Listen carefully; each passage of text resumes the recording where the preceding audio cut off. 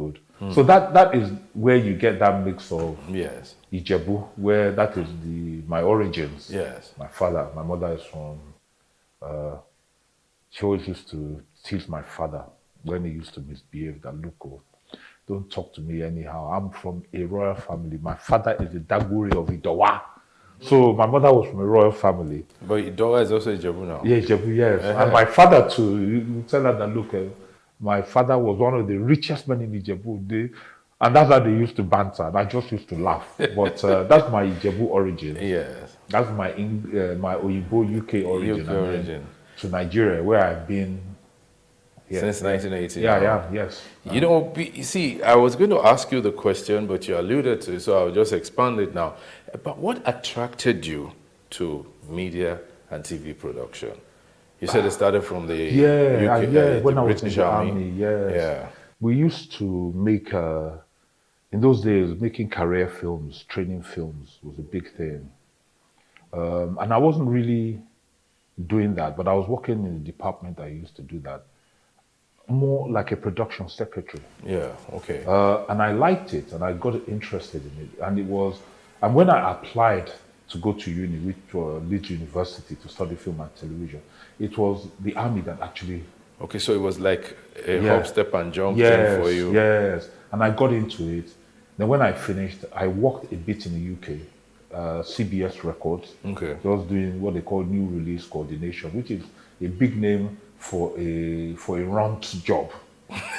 Yeah, you know.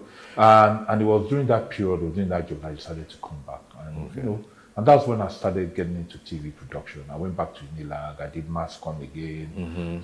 I met Jimmy Odumosu, worked on some of his projects, Fiery Force. And that was how I started getting into the industry. Into the industry. Yeah. But you must have seen something that made you say, this is the line I was going to stay with. It was, you know, some things are fortuitous in the sense that it's destiny. You know, I went through a lot of different things. I worked with, when I finished at Unilag, Jimmy Odumosu was doing a project then called Fiery Force. Fiery Force, yes, I remember that. And I ended up being the production manager on that. Yeah. And I met a whole lot of people. That was where I met Doing Jaisini and quite a lot of other people. Doing is my cousin. Yeah, and Doing Jaisini played a significant role in my life. Yes, because things were not easy then. My father was a bit of the disciplinarian. The way you make your bed is the way you lie in it, and at times we just leave you to sort yourself out. Yeah. And Doing, after school, Doing took me in, and I lived with him and his wife, Lucy. Yeah, Lucy, yeah. You know, and I was with Doing for almost a year.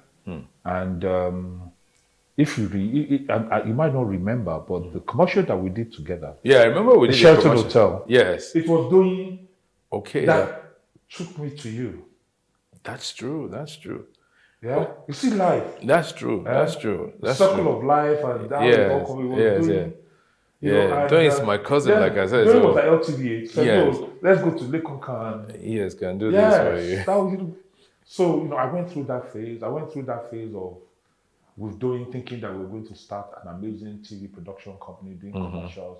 We did that commercial and then didn't get another commercial For a while. for a a long long while. time. So I had to go back and look for work. For work, okay. And that was when I now ran into Doing Osasoni Adun. Okay. And I started working at DBN. At DBN, Yes, yes. That's true. In fact, the interview for that job was myself and Sheye Kennedy. Really? Yes. Sheye Kennedy looked dapper that day. If you see the suits that he wore, the shoes, Yeah. I said, lie, I cannot get this job with this guy looking like this. But we did that interview together. I think he had just come back from England or something. England too. Yes. And I got the job. But I remember it was me and Sheye. We sat down to each other. We sat down next to each other. Wow. So I worked with Osa. Yeah. Osa was the one that really opened up my eyes. Good. He gave me a lot of responsibility. And he gave me a lot of opportunity. I was in charge of production. I was able to travel to around the world. Osat paid for it. Yeah. I'll go to NAB, I'll go to IBC, Yeah. I'll go to Cannes, all those places. I think he had a lot of faith in me. Yeah. And I was also able to challenge him in terms of, intellectually and in terms of vision and direction and everything. And I think he liked that. Yeah. Because he had just come back from America and he had set up DBN, he had DAS network and everything. Yes. And we got on really well and also had a lot of arguments. But what was important was that it was somebody that was always able to accommodate and listen. And if you could come with a superior argument, even if he will go with you. So he gave me that opportunity. Not a lot of employers do that. He gave me that opportunity, and I traveled and I saw and I said, this is it. This is where I want to be. I became passionate about it. I'll read everything. I'll go anything concerning media, broadcast, equipment. I wanted to be there. You're just like a sponge. Yes, just taking it all in. Yeah. And I worked with him for, I think it was about 3 years. And then the American embassy came along and offered me an opportunity that I couldn't resist. What was that opportunity? They offered me a job at the United States Information Service. Okay. Yeah, as the audiovisual manager. Oh, that's on Broad Street, USIS. Yes, when, I think the director then was a guy called Bob Lagama. Okay. And the director of communication was Carol Wild. And that was where I met the late Livy Ajunoma. Yeah, Livy Ajunoma, yes. He worked there. Yeah, and there was an amazing house guy, Kabir Dangogo. Okay, yes, I know that. You know Kabir Dangogo too? Yeah. Yes. So, but what was amazing about it was that was where I really got introduced to technology. Because even as of that time, this would be like about 1987, 86, 87, everything was computerized. And I'd never been exposed to a computer before then. Computers. It was a new thing. Everybody was still start shouting about, I've got a 286, I've got a 386 computer, Yes. I've got a 486. Yes. And that was where I got introduced to computers and technology and everything. And I just soaked it all in. And it was the same time too that I started talking to my cousin, Wega Adelaja, about, he was then the managing director at a television company called Nationwide Television, yes, I remember that. Which I think was set up with the late Mike Enauro. Mike Enauro, yes. Yeah. Yes. And he was also running it with a guy then called Felix Egbanumo. Yes. So we started talking, blah, blah, blah. We're interested, can't continue working for people all our lives. This thing, we know it, let's do it. How are we going to do it? We don't have money. We'll talk, we'll see regularly. I was still at the USIS. He was at Tafawa Balewa. Tafawa, just next door. So we always see, always talk. Lunchtime talk. Yeah, lunchtime, evening, we sit down, drink beer, pepper soup. What are we going to do? So after working there for some time, I was approached by an American called Lloyd Weaver. Oh, Lloyd Weaver. He died recently. Yes, sir, it is. Yes. That's another of my... Yes. Lloyd. Yeah. He's so rested. Amen. He was an amazing man. I get emotional when I think about him. Yeah. Lloyd approached me. They were setting up a company there called Swift Studios. Swift before this, after CDW. Yes. After CDW, yes. They set up Swift. Yes. There were some Nigerians that came around and gave them money. I don't want to mention their names. Oh, no. We don't need their names. They gave them money and they set up Swift Studios. And they asked me to come and work for them as the executive producer. Okay. The unfortunate thing though was that during that period, Wig and I were already running around trying to see where we can get money, doing proposals, budgets, business plans, and all of that. And as I started that job with them, that's with Swift. With Swift, yes, a lot of things started coming through on the other end of on it. The other end, okay. I and we approached Otumba Shubomi Balogun. I thought you said you didn't want to mention names. No, I must. These are the ones that are important. This one must be mentioned. Yes. Okay, let me take a break now. Okay. We'll come back. So don't forget Thank where you you very are. much. We're taking a break now. We'll be back with you shortly.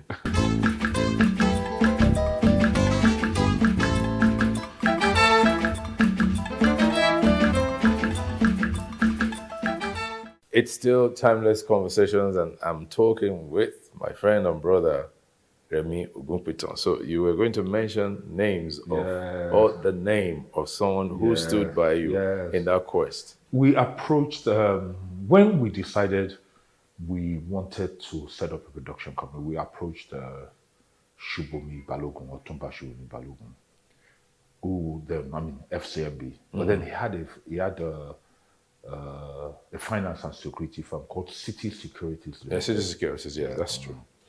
And he believed in the dream, and he gave us money, a lot of money, hundreds and hundreds of thousands of pounds then in 1989. It was a lot of money. Yeah, and we took the money, and I think we did well. We set up a company called Solar Productions. Solar Productions, which was in Lupeju. Yes. Town planning way. Yeah, we had people like Olumi, and we had an amazing business, and we quickly established ourselves in the marketplace and did a lot of work and started to make money. But things fell apart. How? You know, it's simple, and I think everybody can relate to it. You know, if a business partnership is a marriage, yes, and this was not even a ordinary business marriage. This was a business marriage of family. Yeah. You know, everybody on the board was family. Yeah. In fact, City Securities Limited then was represented by Bolaji Balogun. My father was on the board. Mega's father was on the board. But you know, the directors, they're not involved in the day-to-day running. It's their running, sure. You see, when two people who are meant to act as one have a different vision, the center can never hold. It can't. Whether it's in a business, whether it's in a home, whether it's any public institution, whether it's the president and the vice president. Sure. Once the vision diverts, it can't hold. And that's basically what happened. What happened? And apart from differences also, because division comes because of differences Yes. in approach, differences in ability, differences in skills, differences in the ability to manage funds, Even in style. in or style, execution. everything, yeah. And even differences in terms of who the clients prefer to work with. Maybe they prefer working with this person to this person, and all those things become convoluted. The jealousies come in, all kinds of things come in, and it becomes difficult for the center to hold. So after 5 years, I left. And for quite a period of time, almost like a year, I didn't know what to do. I knew that, I'm going to do work in production. I knew that. Yeah. And then I was again, you know, God continues to send people along. And then I was again rescued by two gentlemen called, who then were running an advertising agency called Concept Unit.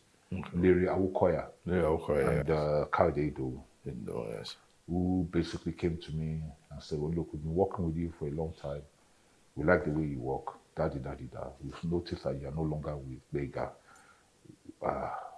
What do you want to do? And I said, I want to set up a production company. And they said, fine. They're interested. And they put some money up, a substantial amount of money. And I looked at the whole thing. And of course, you tell your family, look, this is what I want to do now. I want to put money up, want to start a new business. And I remember my father said, no way, that you're not going to take their money without any of your own money in there. How much do you have? I told him, he said, no. He said, we're going to match them penny for penny. So that this time around, we have a hold. And that's what we did. So I was able to use some money I had. My father gave me a substantial amount of money. and added it to what they put in. And we started Sharp Weisberg Media, Studio 77. I remember that. I just wanted to hit you a little bit. Your disciplinarian father Yes, supported you. yes, it did. I'm underlining it because we'll come back to it. Yes, he supported me. Yes. And that was how we started Sharp Weisberg Media, Yes. which I ran for 9 years. And later on sold my shares to, because by that time the company had become part of a bigger group called Integrated Marketing Services. Yeah, I remember that. Which was, it was used. So by the time I decided I wanted to go on my own 100%, when I sold my shares, it was a juicy bit of money. Very good. With some other businesses that I had done at that time, like the All Africa Games and everything, I started IBST till today. What does IBST mean? Integrated Broadcast Services and Technologies. And technologies, okay. Yeah. All right. So congratulations on that roller coaster of a movement. Now, because that's the space you operate in, the production sector of the Nigerian media space appears to be growing, interestingly, at both a fast and slow pace. Fast because technology is moving fast, but slow because of peculiar Nigerian challenges. What do you think can bring us to par with other clients? And by other clients, I mean even other African countries, like South Africa, for instance. What do you think can bring us to par with that? That's an interesting question because our sector is made up of various and very, very, very, very diverse ingredients that make it a whole. If you look at our film sector, everybody would think that it's growing, that we're seeing a lot more of our movies on Netflix. Yeah. There's a whole lot more commissioning going on and things like that, which makes sense. Yeah. Because that's the perception. Yes. In our TV industry, broadcast, terrestrial, cable, OTT, and online, things are not moving so rapidly in terms of revenue. Yes. The revenue challenges there, the challenges in technology. And if you look at where we are and how broadcasting is done today, a lot of it is still it's all IP based. Yes. So we're dealing with issues of technology. We're dealing with issues of how do we improve our quality. And to improve your quality, you need to access revenues. And for revenues to come, you need to have quality. So that one is like, which one, chicken or egg? And then we have what I talked about before, the movies, which everybody is talking about. The government, Nigeria, and all of that. The fastest moving sector in Nigeria is all of that. And as I said, it's just a perception. But they say perception is everything. Yeah, it's just a perception, because what you have to ask yourself is that what is it doing to the country as a whole, economically, socially, and all of those things? Is it really having an impact? And for me, I think that we're not really making that impact yet. The challenges are multifarious, but I think a lot of it has to do with the enabling environment, which is one. It has to do with access and education. And then it has also to do with the people who actually are in control of the industry. Okay. If we look at a lot of the people that are in control of the industry and have made investments in the industry, the question is, who are they? Where do they come from? What is their stake? What's their long-term goal? So all these things, when you add them all together, the position that I have taken is that you can't, if you try to change everything, you can't change it. Yeah. One person can't do it. No way. So I just figured that the only way to really address this is decide where you want to play. Decide, do I want to play here? Do I want to play here? Or do I want to play defense? Do I want to play midfield? Do I want to play attack, left or right? Decide where you're going to play and then carve out a role for yourself and try to become the best at it. And through that way, also influence people that come into contact with you. Try to create revenues and opportunities in the areas where you can influence.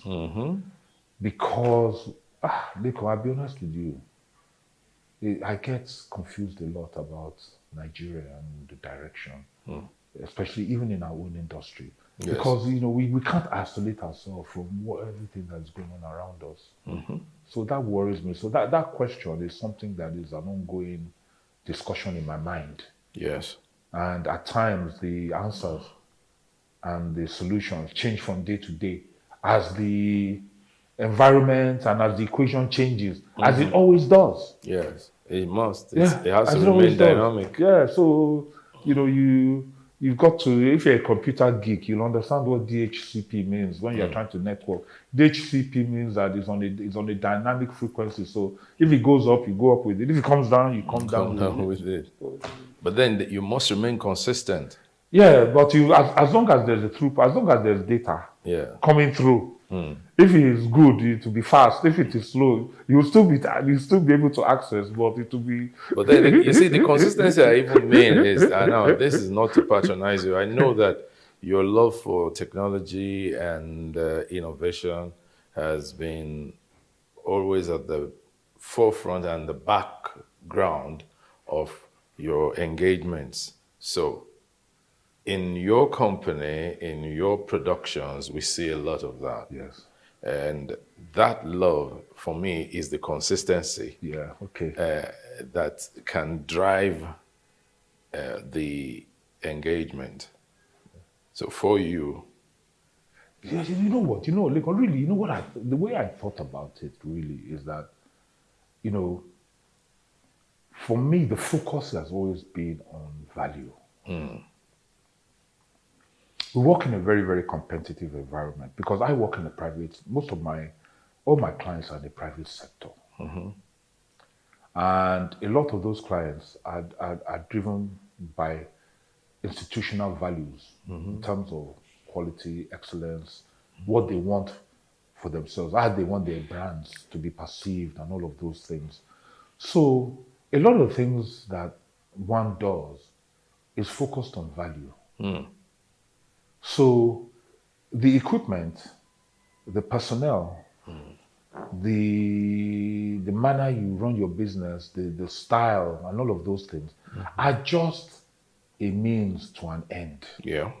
So technology is just one of the legs of ensuring that you deliver value. But whatever is required to deliver value is something that I always try to ensure is contained in our offering, in our product offering, because a lot of people say Nigerian business, man no man. Yeah, fine. But when man no day go, when the man has gone, Yes. what are you going to do? So the only thing that is sustainable is value. Is value. So that's just the way I look at it. Thank you, Remy. We'll take another break and resume our conversation. Wow. Please stay tuned.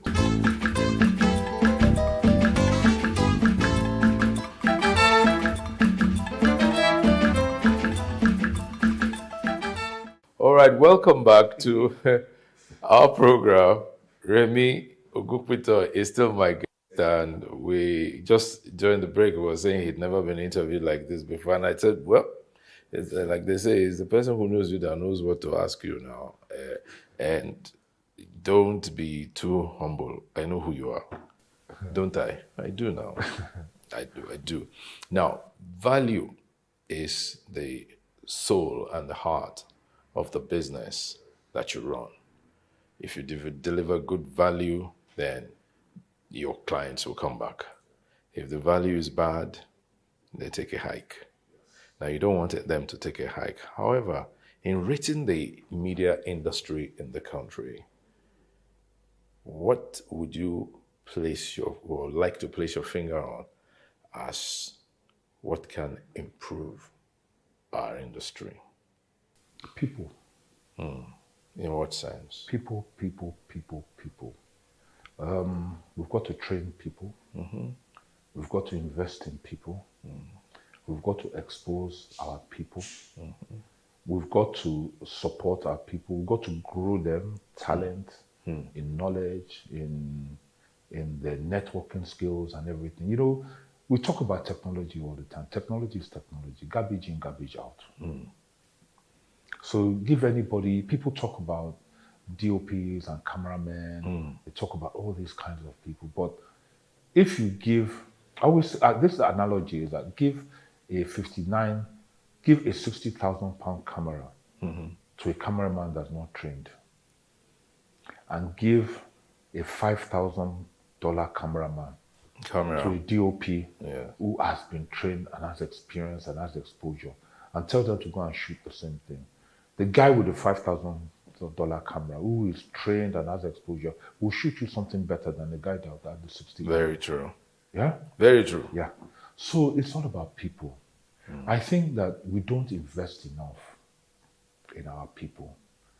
I think business owners take people for granted. And I get it all the time. They say, look, if we train people, they will just go, they will come, they will land, I think that's all bunkum and rubbish. You know, in life, when you invest in other people, it will come back to you. It does. Whether they leave you, they've got to leave. Doesn't matter. But what you are doing is that you are feeding an industry with people who are talented, who have knowledge, and they're coming from you. And they will impact others. They will impact others. And that impact they have on others will come back and impact you. Sure. So that is a very critical area. I think in terms of technology and all of those things, all that is money. Okay. If you have the money, you can buy it. But I think it's people. People. Yes, you asked me what areas I wanted to cover, and I said, don't worry, I'll ask you any question. You reserve the right to answer or refuse. Now, you said your dad was a politician. Yes. Are you a politician? No way. Why? No, I'm not going to answer that question. Kai, politics, no. Okay. Ọlọ́run má jẹ́. Ọlọ́run má jẹ́ o. Yes. Now, how do we solve the problem of low voter turnout in our country? I vote. You vote? I vote. You do? Yeah, but just I will not be a politician. Okay, very good. So then let's expand the question so that you can answer it. Let's look at it this way. How can we get more Nigerians involved in politics, especially the younger one? And by involvement, I mean them voting, I mean them participating in the process of canvassing for votes, of changing the society. That sounds like a complex question, but it's actually very, very simple. You know, until we show that our people have a stake in government, in the decisions that are made by government, that those things are done in their own interest, you will always continue to have low public turnout during voting, because there is no trust and there's no belief and there's no validity in the minds of Nigerians about the system being operated in their interest. How do we show that? By ensuring that the things that matter, will start to change it by showing that there's actually, truly, there's justice in the system. By showing that everybody is accountable to the law, and nobody is above the law. By showing that it's only the best people that will run this country. Merit. Yes. By ensuring that if you are running government, you are accountable. Those are the things. Okay. They're very, very simple, actually. You know, by showing that that government cares about the education of the child of somebody who is poor, the hospitals that they go to. As it is now, the majority of Nigerians don't believe they have a stake in the country. The people that are fighting for a stake in the country are the politicians and the people that identify with them. And of course, the elite ruling class who have invested money and are working to try to keep their businesses going, their manufacturing plants, their banks, the retail shops, the restaurants. Yeah. You know, they're the people that have it, that seem to have a stake because things that happen around them impact them. But the average Nigerian believes that no matter what impacts them, they can't change it. They can't change it. So that's why they don't bother to vote. How do we achieve that change? Lekon, it's a very interesting question, but I used to be very idealistic about all these things, and I used to be very vocal. And I came to the conclusion that we're in a big ocean of, can I say, rishi. And that I, as Remi Ogunpiton, the only way I can impact and do anything is within my sphere of influence, within the people that I relate with, that I do business with. Spot on. We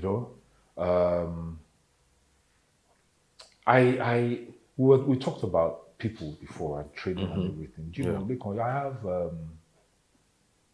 I have staff over the years. I have staff that have worked with me. I've had a driver that worked with me for 23 years.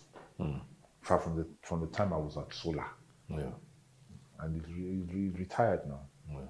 I have people that worked with me for 7 years, 8 years, 10 years. I have 3 of my staff. I know that, because that was the way I was exposed and I was gifted.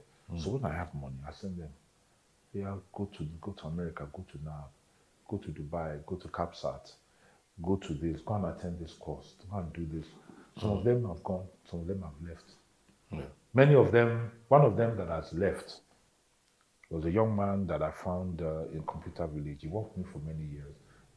And I originally brought him to come and do cabling for me, cabling. But after 7 years, he left, set up his own production company. And he's doing amazingly well. Fantastic. So we have the ability to influence people around us. We have the ability to uplift people around us. And I believe that, when we do that, the more people we uplift, the more people we expose, the more people we teach, the more people we mentor. Yeah. When they look at us, they will see that these are the principles, these are the values that have made this man what he is. And hopefully they will emulate us, imbibe some of those values, and also teach other people. Teach other people. So hopefully to be like a ripple. Okay. But we need a lot of people doing that. A lot of people doing that. A lot of people able to stand up, for instance, and say that there are certain things they won't accept. Yes. Yeah? Yeah. And principle. And for you to get to that level in this country where you are saying that there are certain things you don't accept and you be principled, the tendency is that you must have either been through a lot and you are not comfortable to be able to say, I'm not going to take it. Because you can't ask a man to be principled and not steal and not take an orange you put on the table there who has not eaten for 1 week. Well, he could be. It could be. It could be. Yeah. He could resist it. He could say, I Yes. want it. Could I? But Yes. the tendency is that most Nigerians, they don't have. They are in need. They are in want. So they take shortcuts.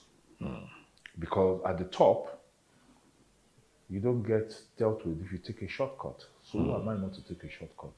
So we need to strengthen our institutions, right? Institutions like the police, like judiciary, where we know have now. to. Yes. We know now. We say this all the time. Now. Yes. We all know it, but But then we have to keep saying it so that it can be relevant. We have to. Change does not come when we keep quiet. People in leadership don't know that. Well, some of us will get into leadership too and not change from what we used to be. Well, That's the truth. Well, you know, the thing is that change, individual change can change yourself, can change you, can change your life. But what we're talking about is a change for a country of over 200 million people. Yes. And that's something that when I think about it, I won't lie to you, it baffles me how you do it all. Because I ask myself, how do you galvanize into a cohesive force of the same power, the same thought, the same vision, the same drive? 200 million people or so of different interests, of different backgrounds. It's leadership. Different. It's leadership. Well, Yeah, even from your own analogy, it's leadership. It's if they start in their own spheres, yes. right? Then others will emulate. They will produce people and all that, and some of those people will get into that position of leadership. I think, Yes. I think at times when we look at leadership as being from the top down, at times leadership can be from bottom up. It actually should be from bottom up, so that when you find yourself at the very top, you already are known for something. I think That's so. it. You You're it's, known for something. But it can be very disquieting. Yeah, well, it can be. We're going to take another break now. Don't worry, it won't be too long. We'll be back shortly. Thank you.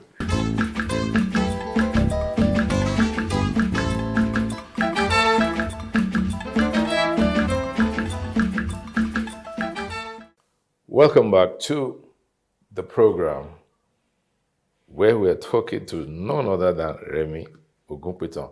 Now, Remy, in the last 3 or 4 decades, almost about 4 decades now, almost 4 decades, you've been doing business in Nigeria, you've worked in this same industry, you've led or headed, and then you have founded, right, companies that deal with production. What's that experience been like for you? If I died and I had the choice of coming back again, I don't think I would have changed. I don't think I'll change my. You will come back and do the same thing. Again, I'll do the same thing. Okay, fine. So let's start being specific about your experience. For instance, traveling around the country as a result of working. What was that like? Okay, let me tell you. It's been interesting. When I came back to Nigeria, Yes.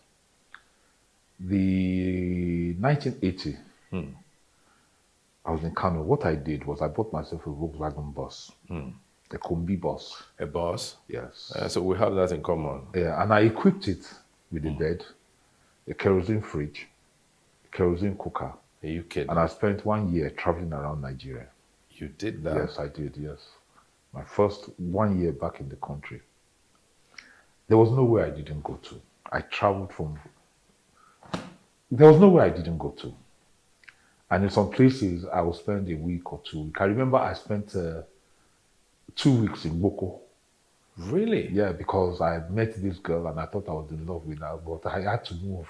But there was nowhere I didn't go to. From Sokoto So to you left the love back in Yeah, Boko. I moved, from Sokoto to Pottiscombe to Nguru to Biu, to Daura, Dambata, Adeja, Just driving. Yola, Guzo, Mubi. Yes. All Right of that. down to Miduyo, Kafancha, Funtwa, Adeja, Guzo, Kafancha, Kontagora, All by yourself. Shendam, Jos. Yeah. And I did that for about 11 years, almost a year. And it was amazing. And your parents left you to do that? Yes, now. There was no, Yeah, well, you were a Nige- full-grown and, apart, and adult. apart from that, Nigeria wasn't stressed now. Mm-hmm. You know? Yeah, there was still armed robbery, but it was not like the way it was now. You could move, you could drive at night. Yeah, that's true. You could drive at night. And police were friendlier. Yes. You could get somewhere, park and sleep and wake up in the morning, and the villagers will come out and say, "Well, okay, look, yeah, you want food?" Nigeria was like that. Now, it's not so much like that. Yeah. We travel a lot now. Our production crews today in Nigeria, when we travel to locations outside of, let's just say, Ibadan, Abeokuta, but the minute we're going to Ilorin, Akure, Benin, all those places we normally go by road. We go with police escort. No. Yes, we do. But you didn't need that in No, 1984. no, it didn't. Even when we were doing productions where we were traveling on the road with things like Benson and Edge's Golden Tones, the road shows, when we were doing Rothman's Groove, the road shows and things like that, Peak Talent Show, Glow Soccer Academy, all of those things. We used to travel by road. We didn't used to go with police now. But now you do. You do. You know, some of the clients will not even allow you to travel with them. It's just part of the, it's part of the mix now. You know, these things, they become normalized. So you don't see, you know, what happens is that over a period of time, things that you're not used to, you now have to start putting them in place. And after a while, they become normalized. So you don't even see it as being unusual. You see it as being just part of.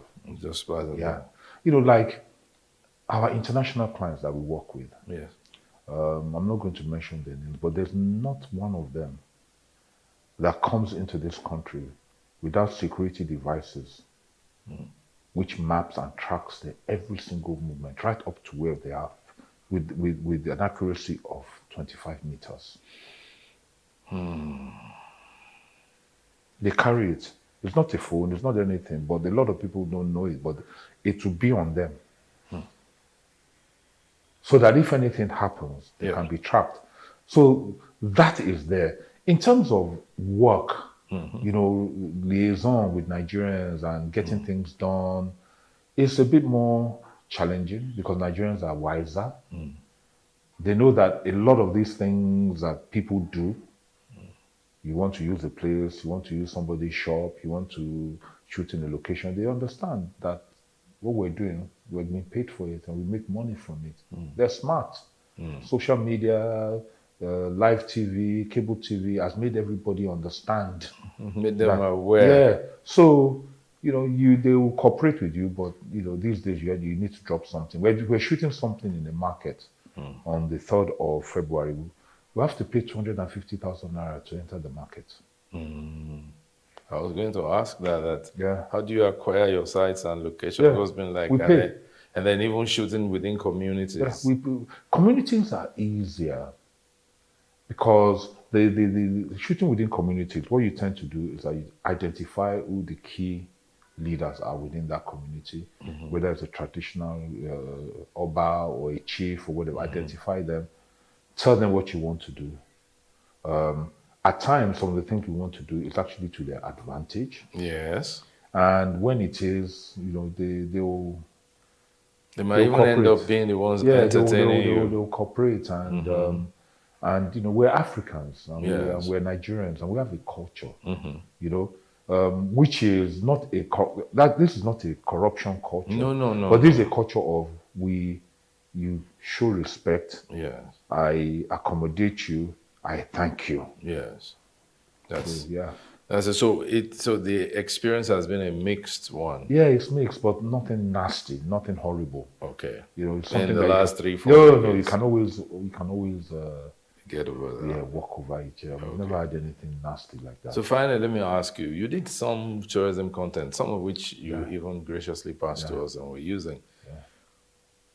What inspired that? Was it that your Yes, it was 1980, yeah, 80, 81 yeah, it was. And the fact is this, is that, you know what? road trip? You did a road trip. Yeah, road trip, yes. Yeah. And that's what opened your mind up to, I need to And do it this. still keeps on, and my mind still keeps on getting opened up every day. You know, we've had the opportunity of traveling around Nigeria to so many places, and at times some very obscure places. And the more that you travel, the more you see, number one, how beautiful we are as a people. The average Nigerian that you see in Lagos that is hustling is not your typical Nigerian. When you go to some of these obscure, remote areas and you see the land, you see the topography, you see the potential of the opportunity that there is, you start to say to yourself that I need to do something about this. And that was what inspired us, basically starting to put that kind of content together, because we just felt that, well, look, it's our country. Yeah, there's a lot that is wrong with it, but we still have one or two things that we're proud about. And at least if we can't get there, let's show people the beauty of Nigeria. When I traveled around Nigeria around 1980, in Jos, in places in Jos like Shendam and all of those things, then I used to go into, they have a lot of tin mines there, which were then being run by expatriates. Yes. And most of the tin mines then had orchards, they had gardens. I used to go into those orchards and I used to pick fresh strawberries, blackcurrant, pomegranate, apple, peaches. But now, you know, you can't do that. But the thing is that we are able to do those things if we put our mind to it. But they are even they're in, was that in Jos now? They're in Plateau. Yeah, they Plateau. have started cultivating strawberries on a large commercial scale. But then it wasn't a big deal. It was everywhere. You just pick strawberries, you pick blackberries, you pick blackcurrant, anything that you want, you just pick it. Yeah. You know, those days you go onto the farm, you give them like, I don't know how much you give them like about 20 naira. And then you can just take. And that's a lot Yes, of money. yeah. Maybe like 2 naira. I don't know. 20 I naira in can't, no, 1980. maybe about 2 naira, or maybe 1 naira or 50 Yes, kobo. yes. You just go and you pick everything that you want to pick and you go. When you go. Yeah. So now, so that's like your own way of giving back to society? No. The tourism content? No, it's not. I think you get to a stage, you need to give back. Yeah. So what I try to do now is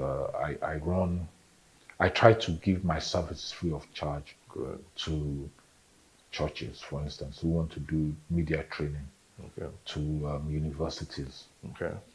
We're doing something now with NIJ, Nigerian Institute of Journalism, where every Saturday they come across to our facilities and we give our time and our equipment to train their students in the area of broadcasting and production. There are other things that one is doing, but what I've found is that the only way I can give back, and I feel very, very satisfied about it, is to try and improve what is going on in our industry, because Yes. there's so much, there's Exactly. still so much to do. I want you to give back Okay, to us. Let's work together okay, on a documentary. okay, You know, on the bridge, when you are coming towards the island, yeah, you know, Okobaba, Makoko. the timber. Yes. I'd like us to do You know the funny a thing? documentary Yeah. on that, because you know there's a period that they will bring so much of the timber We discussed this. and it will be all over We the discussed place. this in a meeting Yeah. about 2 weeks ago in our office. And we'll go all the way To Ondo, Ondo, Kitipupa, where they now where cut, where they build the raft, exactly, and then ship it down. and if possible, follow the raft. Who's Yeah. going to follow them? Me and you. No, follow. Ah. We don't have to be the ones. We'll be You the know, ones we have big belly now, so we yes, can't. and we have underlying. That underlying issues, even the children will say, hey, Daddy, where are you going? but let's do that together. No, I would love to do that because, Yes. that would be, that would be an amazing It's a good way, film. and it will be something we'll put in the public space. An amazing film. Right, to tell the story of the timber industry. Okay. I'll take your offer up on that. And Yes, we'll do it as a joint production. Yes, let's do it together. Okay. Let's merge forces. Yeah. Right, write scripts and all that. I can voice We can it put all if you those young want. boys to. You can go To get do the this shoots. our young guy on the camera. Yes, Yeah.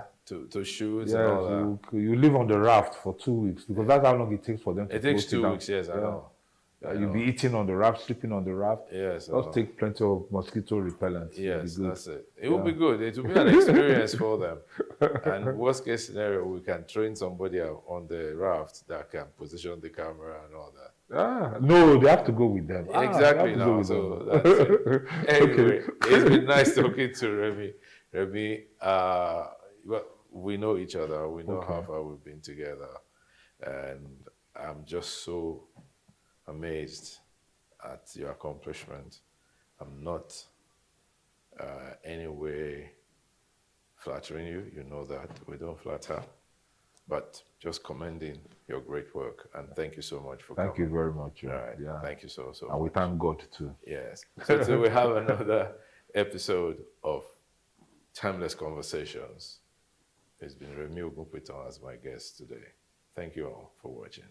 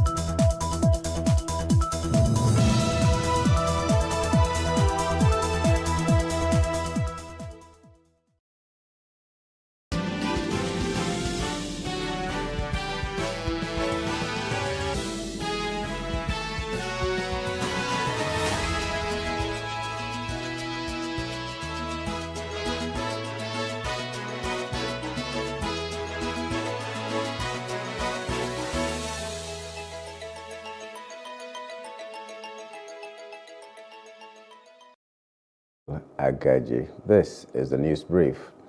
At least 61 migrants were missing and presumed dead after their boat sank off Libya's coast, the International Organization for Migration, IOM, said on Saturday in the latest such tragedy off North Africa. The migrants are believed to have died because of high waves which swamped their vessel after it left from Zuwara on Libya's northwest coast, the IOM's Libya office said in a statement. Citing survivors, it said there were approximately 86 migrants aboard, including women and children from Nigeria, the Gambia, and other African countries. 25 people were rescued and transferred to a Libyan detention center, said the IOM. It said the survivors were all in good condition and had received medical support from IOM staff. The Federal High Court in Abuja has restrained the Independent National Electoral Commission, INEC, from conducting fresh election to fill the seats of the 26 Rivers House of Assembly members who defected from the People's Democratic Party, PDP, to the All Progressives Congress, APC. Justice Donatus Okorowo, who gave the ruling in an ex parte motion moved by counsel to the defected lawmakers, Peter Onu, also restrained the INEC, PDP, and the House of Assembly from declaring their seats vacant and withdrawing their respective certificates of return pending the hearing and determination of the motion on notice. Justice Okorowo equally gave an interim order of injunction restraining all the defendants from interfering with or impeding in any way or attempting to interfere with the with or impede in any way the performance of the applicant's official and legislative functions as the Speaker, the Deputy Speaker, and members, respectively, of the Rivers State House of Assembly, pending the hearing and determination of the motion on notice. Amid the political crisis rocking Rivers State, ex-Governor Nyesom Wike has warned politicians not to pull the ladder they use in getting to exalted positions. Wike, who has been embroiled in a dispute with his successor, Siminalayi Fubara, spoke at his residence in Port Harcourt while addressing the traditional rulers of Ogbaland, who had come to felicitate with him on the occasion of his birthday. The chiefs and other members of the traditional institution from Ogbaland in Ogba Igbema Ndoni local government area of the state were led by the traditional ruler Mwachukwu Namobi III, who was sued for peace in the state. No politician. Me and my team will accept peace, but will not allow ourselves to be dragged down. Because when we go down, who will protect our people? In everywhere you are, as even the traditional institution here, there are rules. You can't run away from it. There are rules. And those in politics, within the political group you belong, there are also rules. You cannot say that because an Alba has emerged and then an Alba will not follow the rules of the traditional institution. So also in politics, there are things you must not do. There are things you must do. Except for sound music, don't put the ladder that you use in climbing. When you put the ladder, when you want to come down, the ladder may not be there. And leave the ladder too, so other people can also climb the same ladder. The state cannot afford the amount of noise that is going on. We cannot afford not being in peace. If you recall where you found the state when you were made a governor, we moved from those crises to a point where we had gained stability. So much so, some investors are thinking of coming back to the state. I am not sure it's in the interest of the state or anybody whatsoever that the state begins to witness another round of political turmoil. I need you, I need the state governor to please, whatever it is, can be discussed and settled. This state must move forward. Everyone must be respected. It's on this note I also call on those who pretend to be elders of this. It's a dance of the deaf and the mad. So every one of them who is a mischief maker, finding the ambers of problem, should please stop. Amid the feud between Governor Siminalayi Fubara and his predecessor Nyesom Wike and the gale of resignations trailing the crisis, the Rivers State government has said the governor did not force any of his commissioners to resign. The commissioner said a structural firm confirmed that Rivers State Assembly complex was no longer habitable and that informed the decision of the governor to demolish the complex. Johnson said even Wike agreed that the complex was no longer habitable, adding that his principal is a pacifist and he is doing all in his capacity to quell the crisis.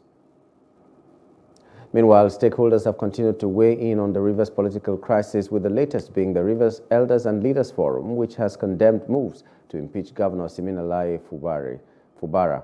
The group's position was contained in a communique issued after its emergency meeting on Sunday. The forum, which reviewed the recent development in the Rivers State political corridor, regretted the impasse. They condemned an alleged attack on Governor Fubara by police operatives. The Ijaw Youth Council IYC has warned those allegedly hatching the plots to impeach Rivers State Governor Siminalayi Fubara to halt the illegal process or face the consequences of their actions. The IYC President, Dr. Theophilus Alaye, urged members of the Rivers State House of Assembly to be rational in their quest to carry out their legislative duties. Alaye also urged President Bola Tinubu to, as a matter of urgency, intervene and return peace to the warring factions of the Rivers State House of Assembly. Taking mandates through the back door, if it works in other states, it can never work. And we won't permit We won't allow any person, any group of persons, put Rivers State into crisis.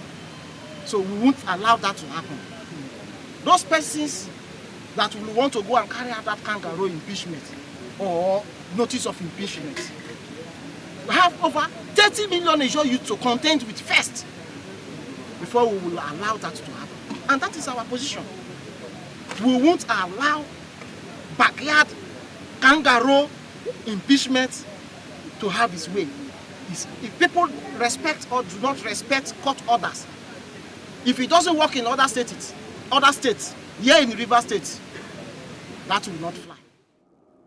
While expressing deep concern over the incident in the state, Alaye spoke on the development of Ijaw youths through capacity building programs and vocational skills.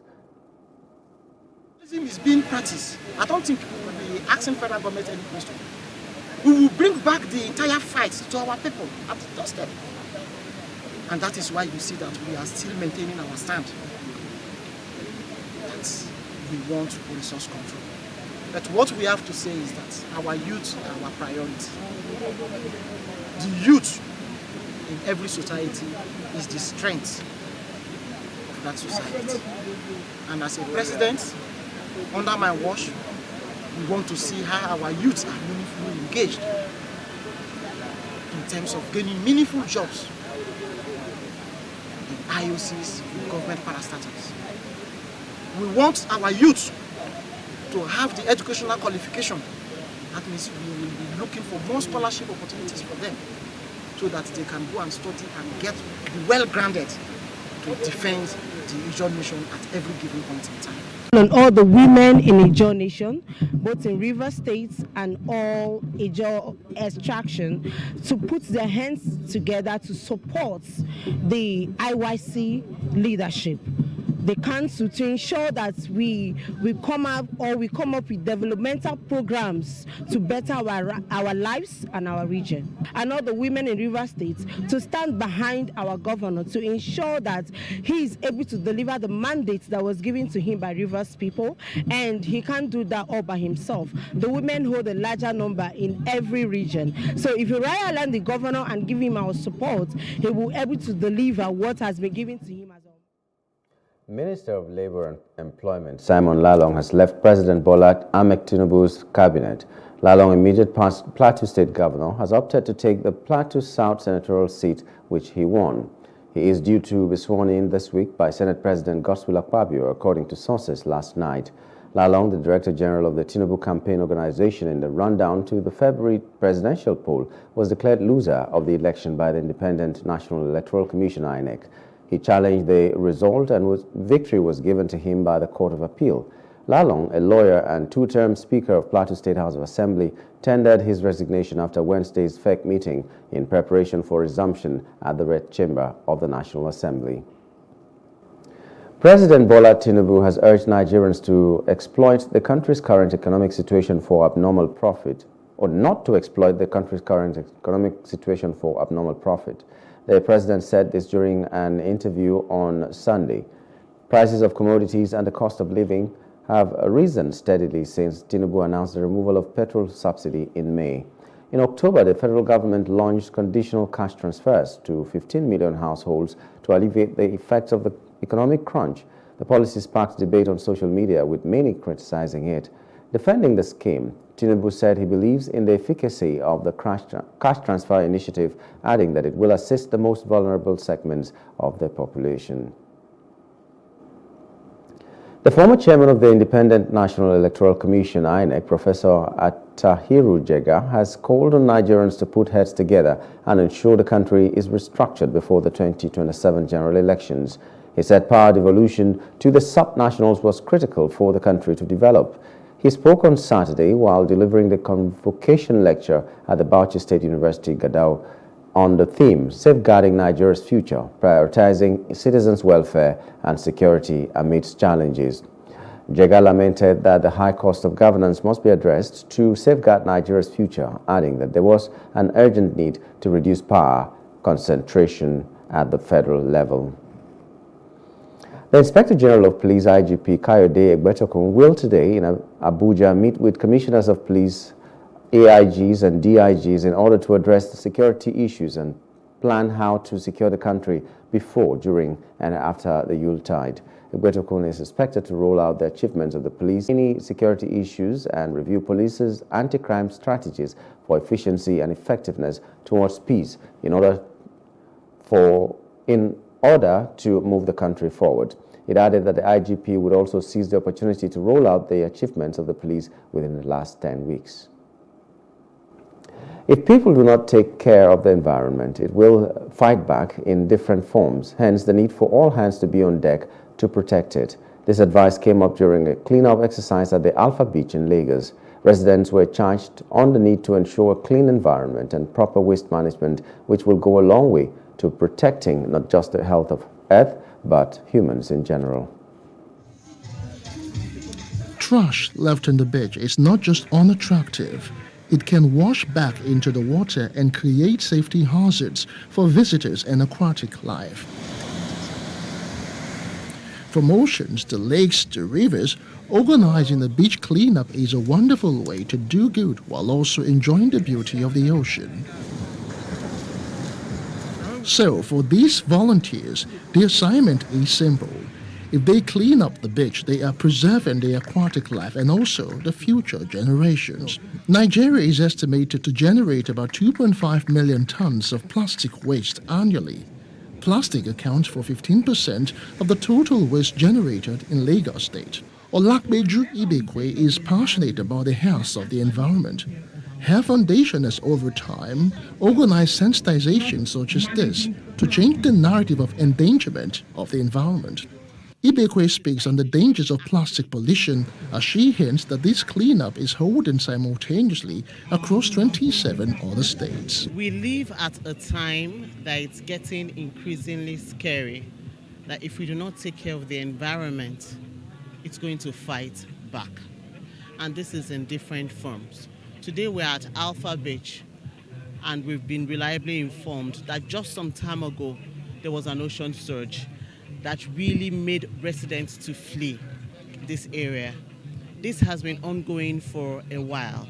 It is time for everyone to be intentional about protecting the environment. So what you are doing whenever you throw plastic away carelessly or do not manage plastic properly is that you are creating a hazard that can live well beyond your time.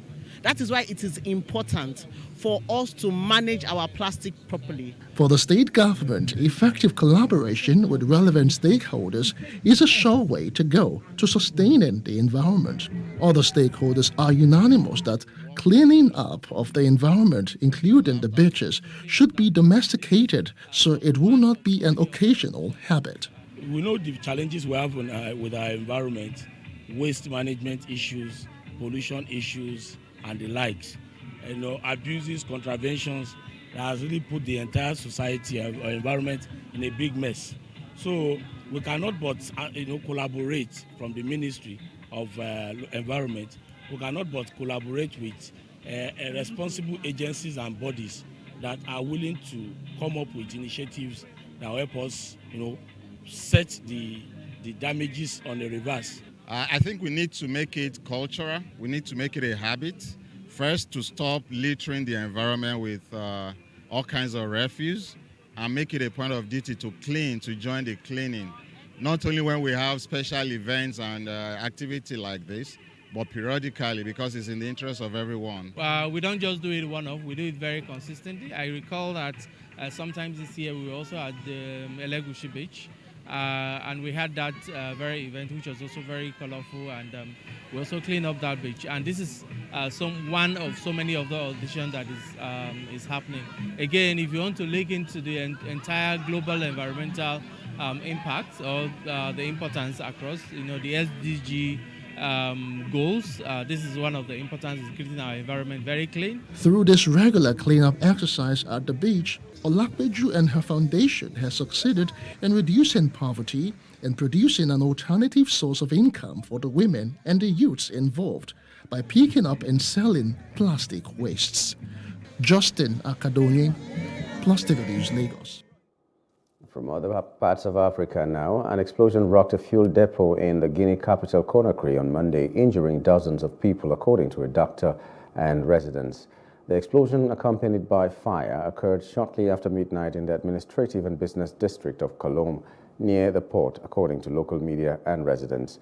The explosion sent thick black clouds of smoke into the sky on Monday morning as residents fled the area where the blast occurred. Images on social networks showed.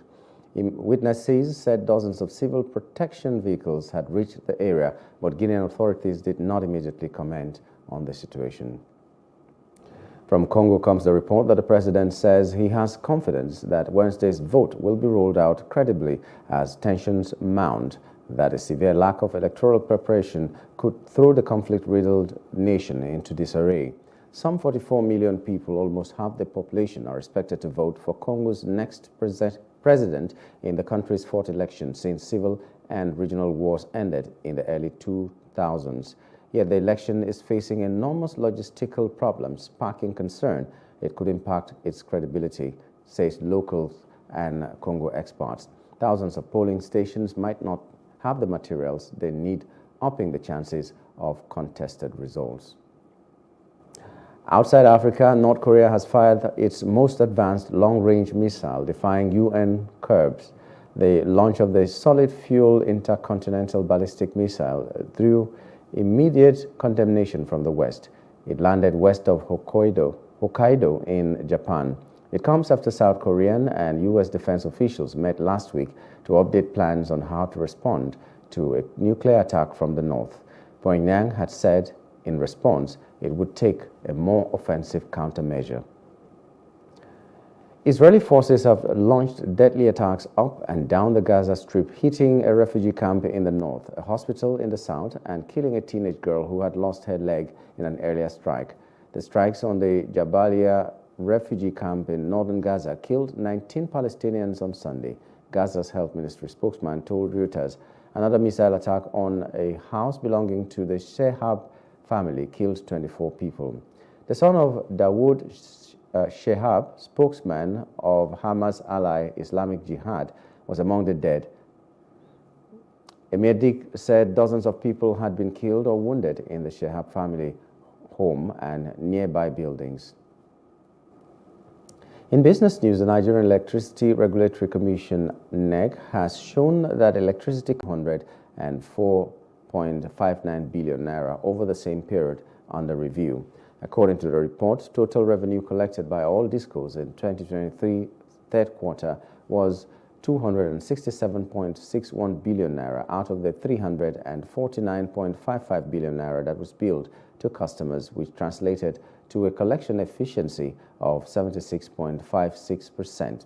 The report also revealed that all discos except ECO and Abuja recorded improvements in collection efficiency in the third quarter of 2023 compared to the second quarter of 2023. In entertainment news, Kanye West has made his return to Instagram 8 months after the deactivation of his account. The rapper reactivated his IG profile in the early hours of Sunday. It's been speculated that Kanye reactivated his account on photo-sharing platform to promote his upcoming joint album with T.Y. Dolla $ign. And finally, sports news. Terem Murphy has emerged as an injury doubt for next year's Africa Cup of Nations in Ivory Coast after the OGC Nice striker suffered a hamstring injury ahead of the club's League One fixture against Le Havre on Saturday. The 24-year-old has been in fine form for Nice so far this season and has featured in all the club's 15 league games before Saturday's game against Le Havre. Having appeared in all the club's games in the 2023-24 season, the former Lorient forward was on course for his 16th start of the season before picking up the injury that ruled him out of the Saturday's 3-1 defeat.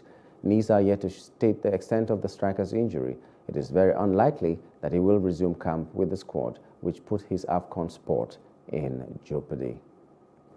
And that's the news brief. For more stories, please follow us on Facebook, X, and Instagram, and do subscribe to our YouTube channel at Plus TV Africa and Plus TV Africa Lifestyle. You can also view us from Limex on limex.tv and Glo TV apps anywhere in the world. My name is Nyamgul Agaji. Thanks for being there.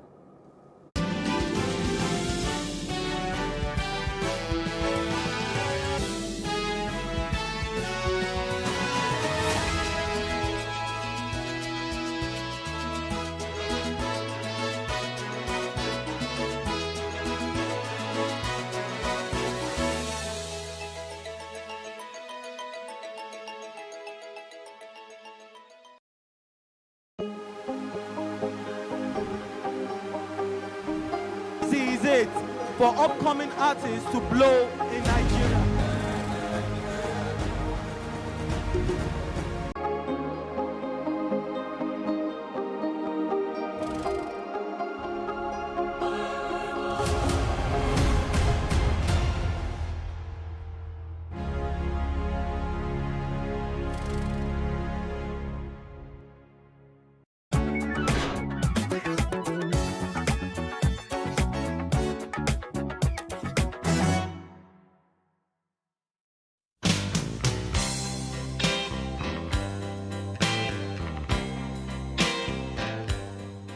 The pandemic opened the world to a new dispensation regarding work.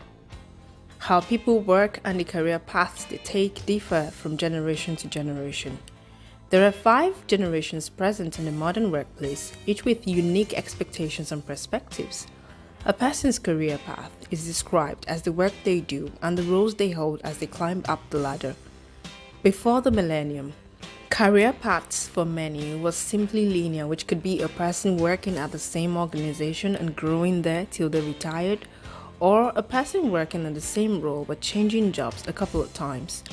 Security and staying power were the cornerstone of this career path. However, with modern technology, a person's career path can be as multifaceted and versatile as the individual wishes.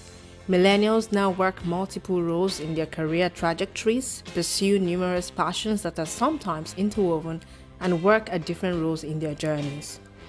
Baby boomers and Generation X only considered a job good if it gave them the security to work there till they retire.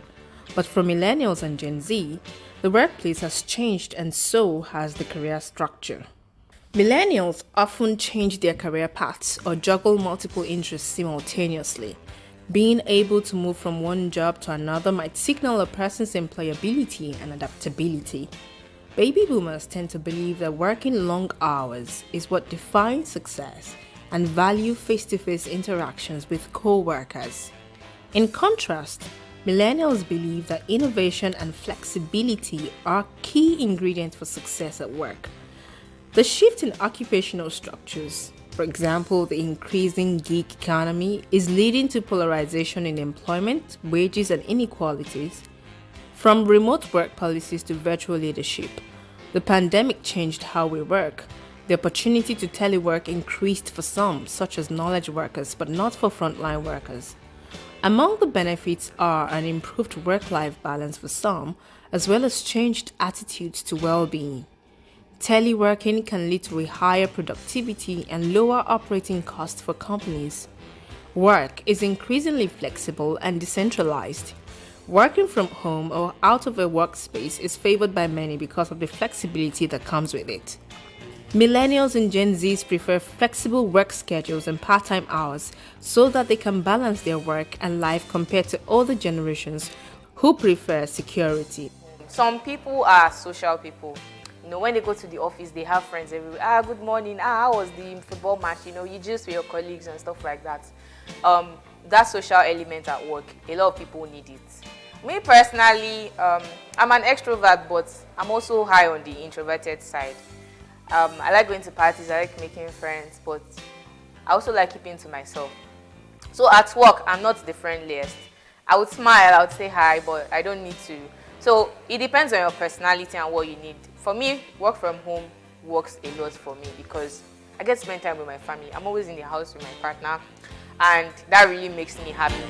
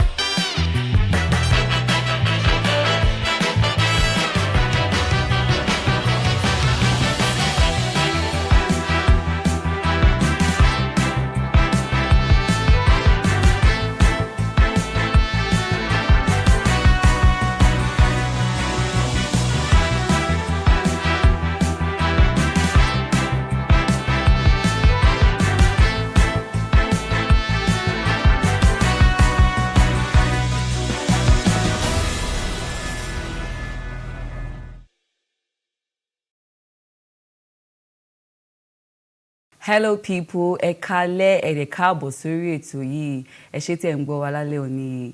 That was me thanking you for watching us tonight in my native dialect Yoruba. Orúkọ mi ni Olúwadámilọ́lá Ibitoye, and you're welcome to your favorite primetime television show, Ways. It's our season break special as we round off the year and mark our 4th year anniversary. I want to highlight why I love Ways and the impact it has had on me personally and on my journey onto TV by answering 10 personal questions about Ways as it fits into my life.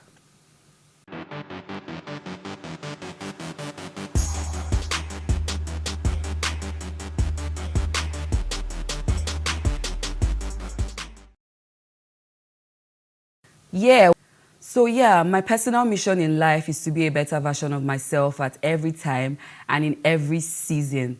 And of course, yes, Ways definitely aligns with my purpose in life because on this show, I have literally watched myself grow in stature and it has been a very beautiful experience.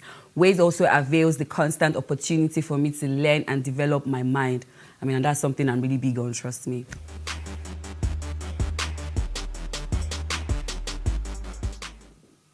My favorite Ways moment, that would be when we had Gloria Olufeko on the show. Although I wasn't even scheduled to co-anchor that day, but then I watched it from home and I could resonate with it totally.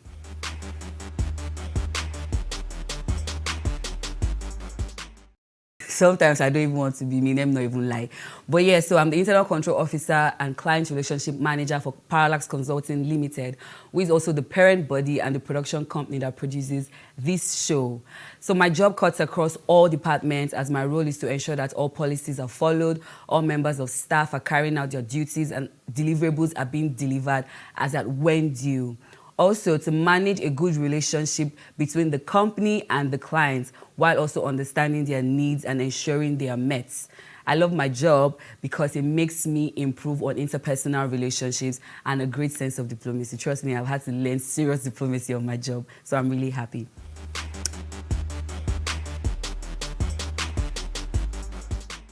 What am I most proud of? Well, I think I'm most proud of myself. I'm most proud of my growth this year.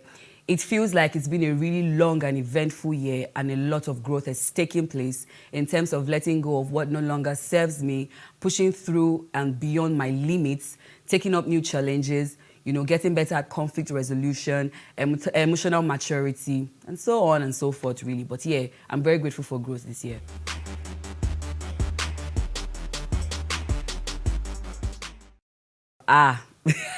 I'm very scared of failure and I'm very scared of uncertainty.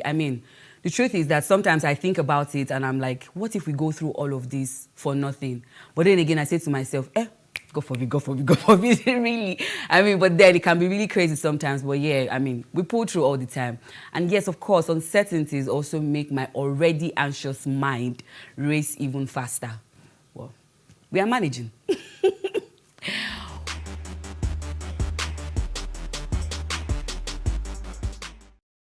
What obstacles have I overcome this year?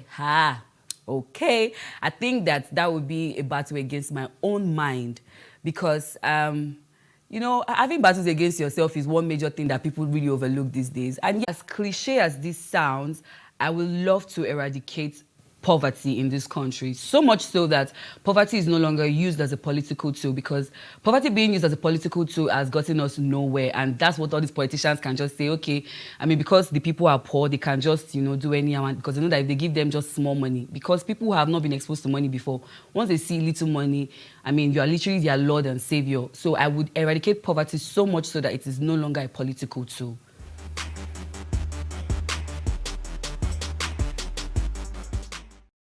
All right, so media is a powerful force that influences public opinion, shapes national identity, and contributes to the overall development and transformation of a nation.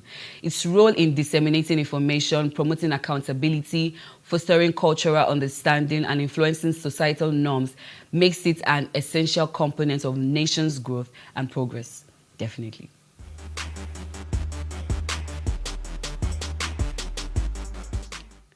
Well, how do I unwind? In different ways, but I will mention a few. So I unwind by watching movies. I love to watch movies with my family, with my loved ones, because, it gives us that sense of, bonding. We're probably talking over the movie and stuff. I love the water so much. I have a love-hate relationship with water, I'm very scared of water, but I love to be by the water side. I love to be on the water. I even love to be in the water. So, of course, I unwind by going to the beach, and I love to sit in silence. I love solitude a lot, so it works for me so well.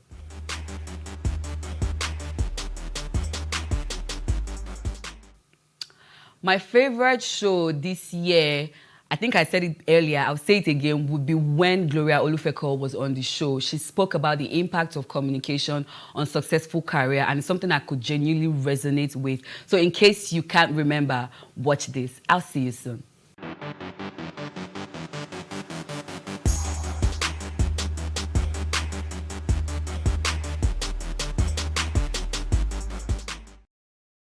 Thanks for staying with us now. Effective professional communication is about conveying important information from one source to another. If that information is communicated clearly and effectively, businesses are most likely to run efficiently. Now, a worker who learns his boss's preferred communication and decision-making styles is less likely to make mistakes that hurts his advancement prospects.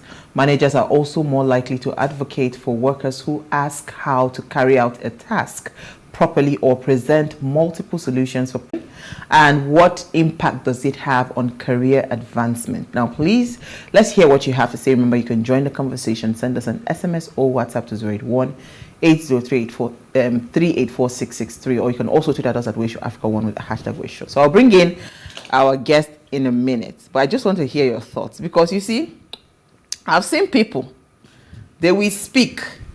They don't talk everything they want to talk, but you cannot make sense out of it. There's one thing to talk. There's another thing for you to effectively communicate that whatever it is that you have just said. A lot of times there's always a mix-up, and that's why you see so many, people you're not able to assimilate or comprehend what the other party is saying, and you always find conflict. People are not able to also communicate effectively what qualities that they carry. I see some people, when they talk, you really want to just go with them. But some people that are even more skilled, better, excellent at what it is that they're doing, because they're not able to communicate that, they're not being promoted, they're not being, advanced in their careers. So it's just a lopsided kind of thing. Yeah. Well, let me hear your thoughts quickly, then I'll hear EC, then we'll come to the guest. You've said well. It's very true that those are the things that we see today. There are some people who just, what they have to say is in their head. That's another thing. Putting it out there, putting it in words. Completely different thing. Is a completely, I was having a conversation with a colleague of mine, and he was trying to imply we were saying the same thing, but we were using the same phrase, but it was very obvious we meant it in different ways. He says, life is give and take. Mm-hmm. And I say, and he was talking about giving, giving out either money, financial, or help or something. And I said, my ideology of life is an open hand would never lack. And he said, life is give and take. I said, it seems like we're saying the same thing, but we're not. I'm saying this is how I live my life. So I live giving not to expect. You live giving to expect. And because you have expectations, you would always be let down. I give, and it comes because I do not have expectations. Do you understand? And he kept saying, hey, but you're saying the same thing. I said, no, we're not saying the same thing. We might be using the same phrase, but we mean it in two different ways. So that is part of it. And we had this argument for almost 30 minutes. And I just said, you know what? You have time. I call it a truce, and we'll get back to work. So, we went back to work. But yes, it's one thing to communicate, and there's another thing to communicate effectively, how the other person will be able to understand and be able to respond appropriately. Let me hear your thoughts, AC. Yes, NJ, I totally agree with what NJ says, but there's also something that also there's something I also know that we should also take into cognizance, which is the saying that says that the type of adjectives you use makes me understand the kind of person you are. So if you have to communicate effectively using the right adjectives. Also, you should also use the words you want to, the precise words you want to use to express your point of view, which was the problem NJ and her peer had. And we also need to also look at the phrase which you had, which was communication works for those who work at it. Yeah. If you do not work at it, if you do not go the extra mile to think about the message you want to pass across, think about who you are passing that message across to, and then you now sit down and construct what is that message you want to send to the recipient. Then there is a challenge. That is where there is miscommunication, and that is where you don't have a concise and clear communication. What's it called? A clear and concise communication expressed immediately right there and then. So we have to also take all of these into cognizance, because communication is about purpose, message, and recipient. Absolutely. So let me bring in our guest. Gloria Olufeko, also known as Dr. Glow, is an international event host, an award-winning radio presenter, diction coach, voiceover artist, and communications specialist. As a West Africa Broadcast Media Academy certified MC and compere, Gloria has hosted myriad of events in Nigeria and other African countries. Now, she is currently the head of media and communications at Luminous Hills Investment Limited, one of Nigeria's pace-setting providers of real estate solution. She's also the founder of TGO Media, which is a media and brand communications firm that caters to media coverage and hosting services for events. And she is graced our studio, looking all radiant in her yellow. Hi, Gloria. Hello. Hello, NJ. How are you doing? Thank you. Let's first of all get that out of the way. Very bright.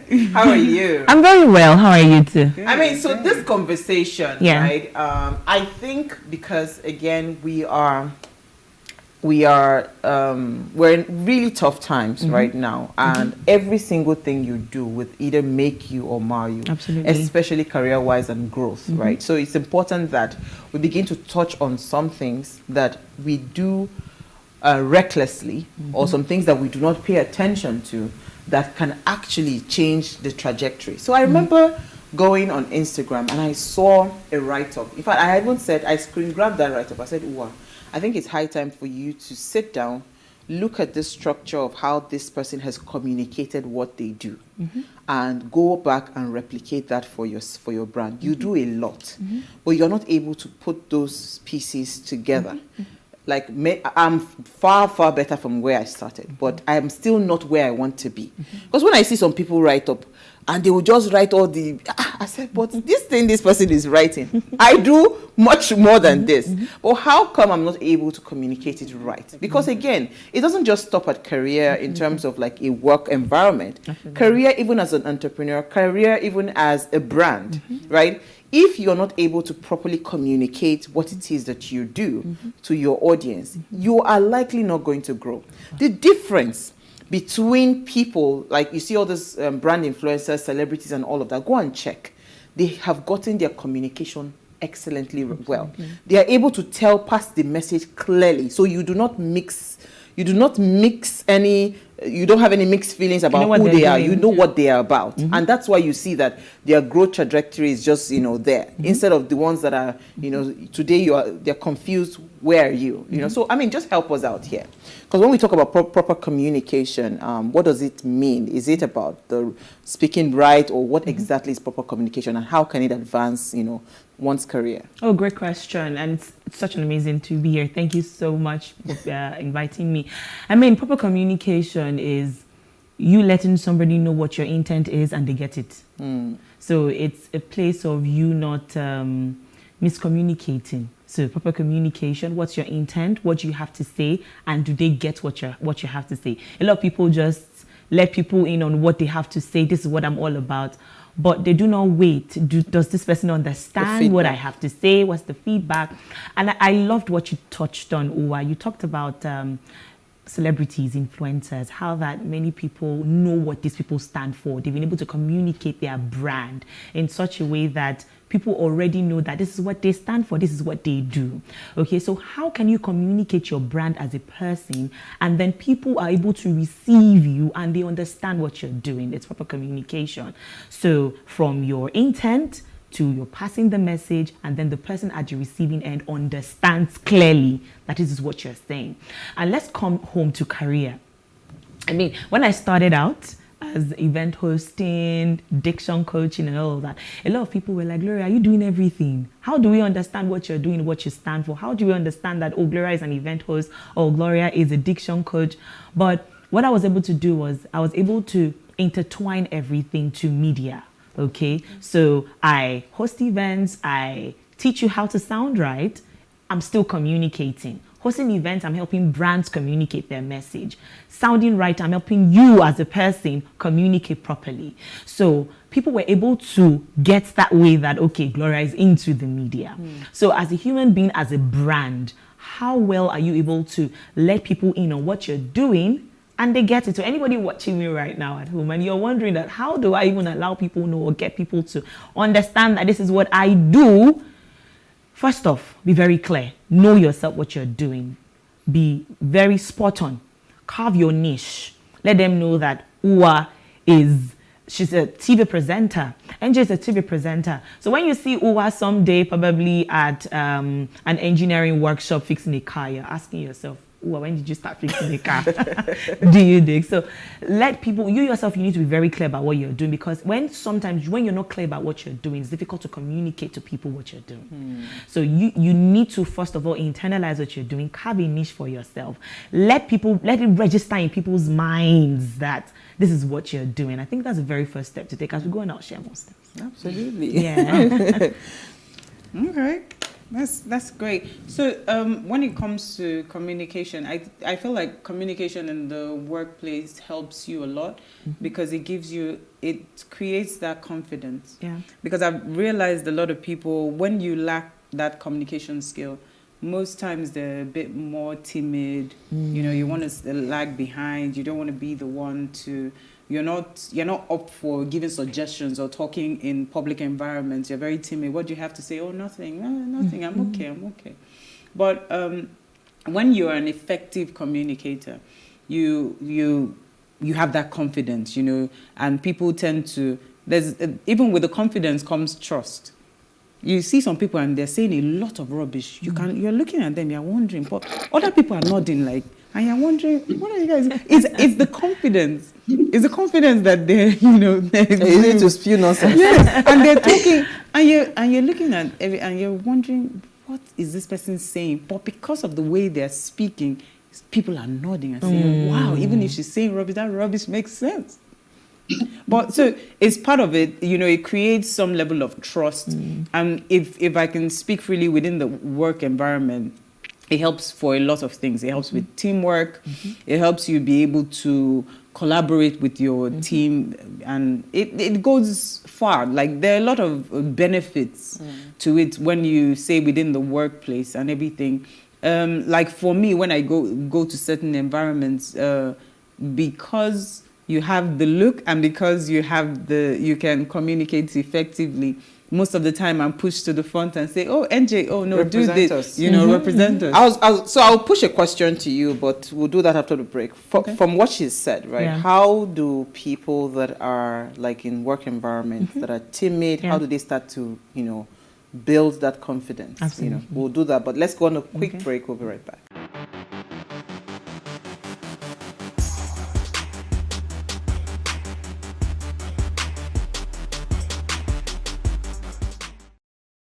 All right, thanks for staying with us. Now, if you just tuned in, we're discussing proper communication and its impact on career advancement with Gloria Olufeko. Now, please, let's hear what you have to say. Remember, you can join the conversation. Send us an SMS or WhatsApp to 081-803-4663. You can also tweet at us at Wayshow Africa1 or the hashtag Wayshow. All right, so Gloria, based on what NJ had talked about, confidence, right? Because I know that, again, if you if you're knowledgeable and you're able to communicate effectively, it gives you this kind of courage that you're not intimidated. You can always hold your ground in boardrooms, anywhere you find yourself, especially in the workspace. So when someone is dealing with that timidity or whatever, how do they even start? What's the process? Okay, I mean, great question. I've been asked this question quite a number of times. Gloria, I'm shy. How do I start? Most especially for event hosts. Well, let's bring it home. We're talking about career development here. I have colleagues that are shy and they're really scared to voice out their displeasure. Probably they had a brawl with the boss or with their colleague and they're like, Gloria, I don't even know how to approach my boss to tell them I'm not pleased with this. So what I would say is first, start small. Start small with proper communicating with your colleagues. How do you share your thoughts with your colleagues? I know we might want to say, oh, you want to talk to your boss, it's my boss I'm having issues with. But first off, how do you communicate your displeasure to your colleagues? Or your colleague comes late to work and you're not happy about it. How do you let them in on it? Okay? So I'm not happy you came late to work. You shouldn't be coming late to work. Don't you think you should do this better? So when you're able to start small that way, communicate with your colleagues, then you can grow into communicating with your boss. And I'm sure that in every company there's hierarchy where you have the CEO, then your line manager, exactly, your director. So just before you jump the level of going to the CEO, how well do you communicate with your line manager? How well do you communicate with the HR? Now that's a lot of people make that mistake. They do not have a personal communication with the HR. It's very important. We were talking career, right? And that's why I'm making mention of the HR. HR is, most companies, they do a lot of work in getting proper HR department because they feel like that's one of the strongest departments of any company that will thrive. So how do you as an individual communicate? You have a relationship with your human resource manager. It's very important because many a times we find out that shy people would rather talk to the HR and then the HR does the talking to the boss, okay? So ensure that you have and you build a personal relationship with your human resource manager. Start small. That way, you begin to find your voice. Absolutely. I like where you're going with the conversation because HR is quite important and sensitive, very integrate for any organization to thrive. Because if you have the wrong recruit as an HR manager, it's very likely that the companies will just go down. That's right. And again, when you talk about career advancement, those are the people that will then sit down to say, okay, I think this person is due for a promotion. Exactly. This person has displayed some level of growth and all of that. So it's quite, what's it called, important what you mentioned. Well, I was about even adding that when you are shy and your HR understands that you're a shy person, you can't speak for yourself. You mentioned just now that your HR will be the one to put a word for you during promotion process that, oh, don't you think that we should take a look at this person's work? Because you have built a relationship with your HR. So even if your colleagues do not see a reason, your HR sees a reason for you to get that promotion. You're doing so well. You're not vocal, you're not out there, you're not outspoken, but you're getting the work done. As long as you're diligent exactly, at your work. you're diligent at your work. So your HR is able to put a word for you before your CEO, and then you get what you're looking for. All right, Isi, you have a question for our guest? Yes, totally, I do. Hi, Gloria. Hello, Isi. My question is, let's talk about innovation in the workplace and communication skills. How important is this what's the influence of communication skills to an effective innovation space in the workplace? All right, Isi, I mean, when I understand what you mean by innovation is you have ideas, you have new ideas to share and you want to communicate it, okay? So I'm sure that we have teams. Every workplace has a team.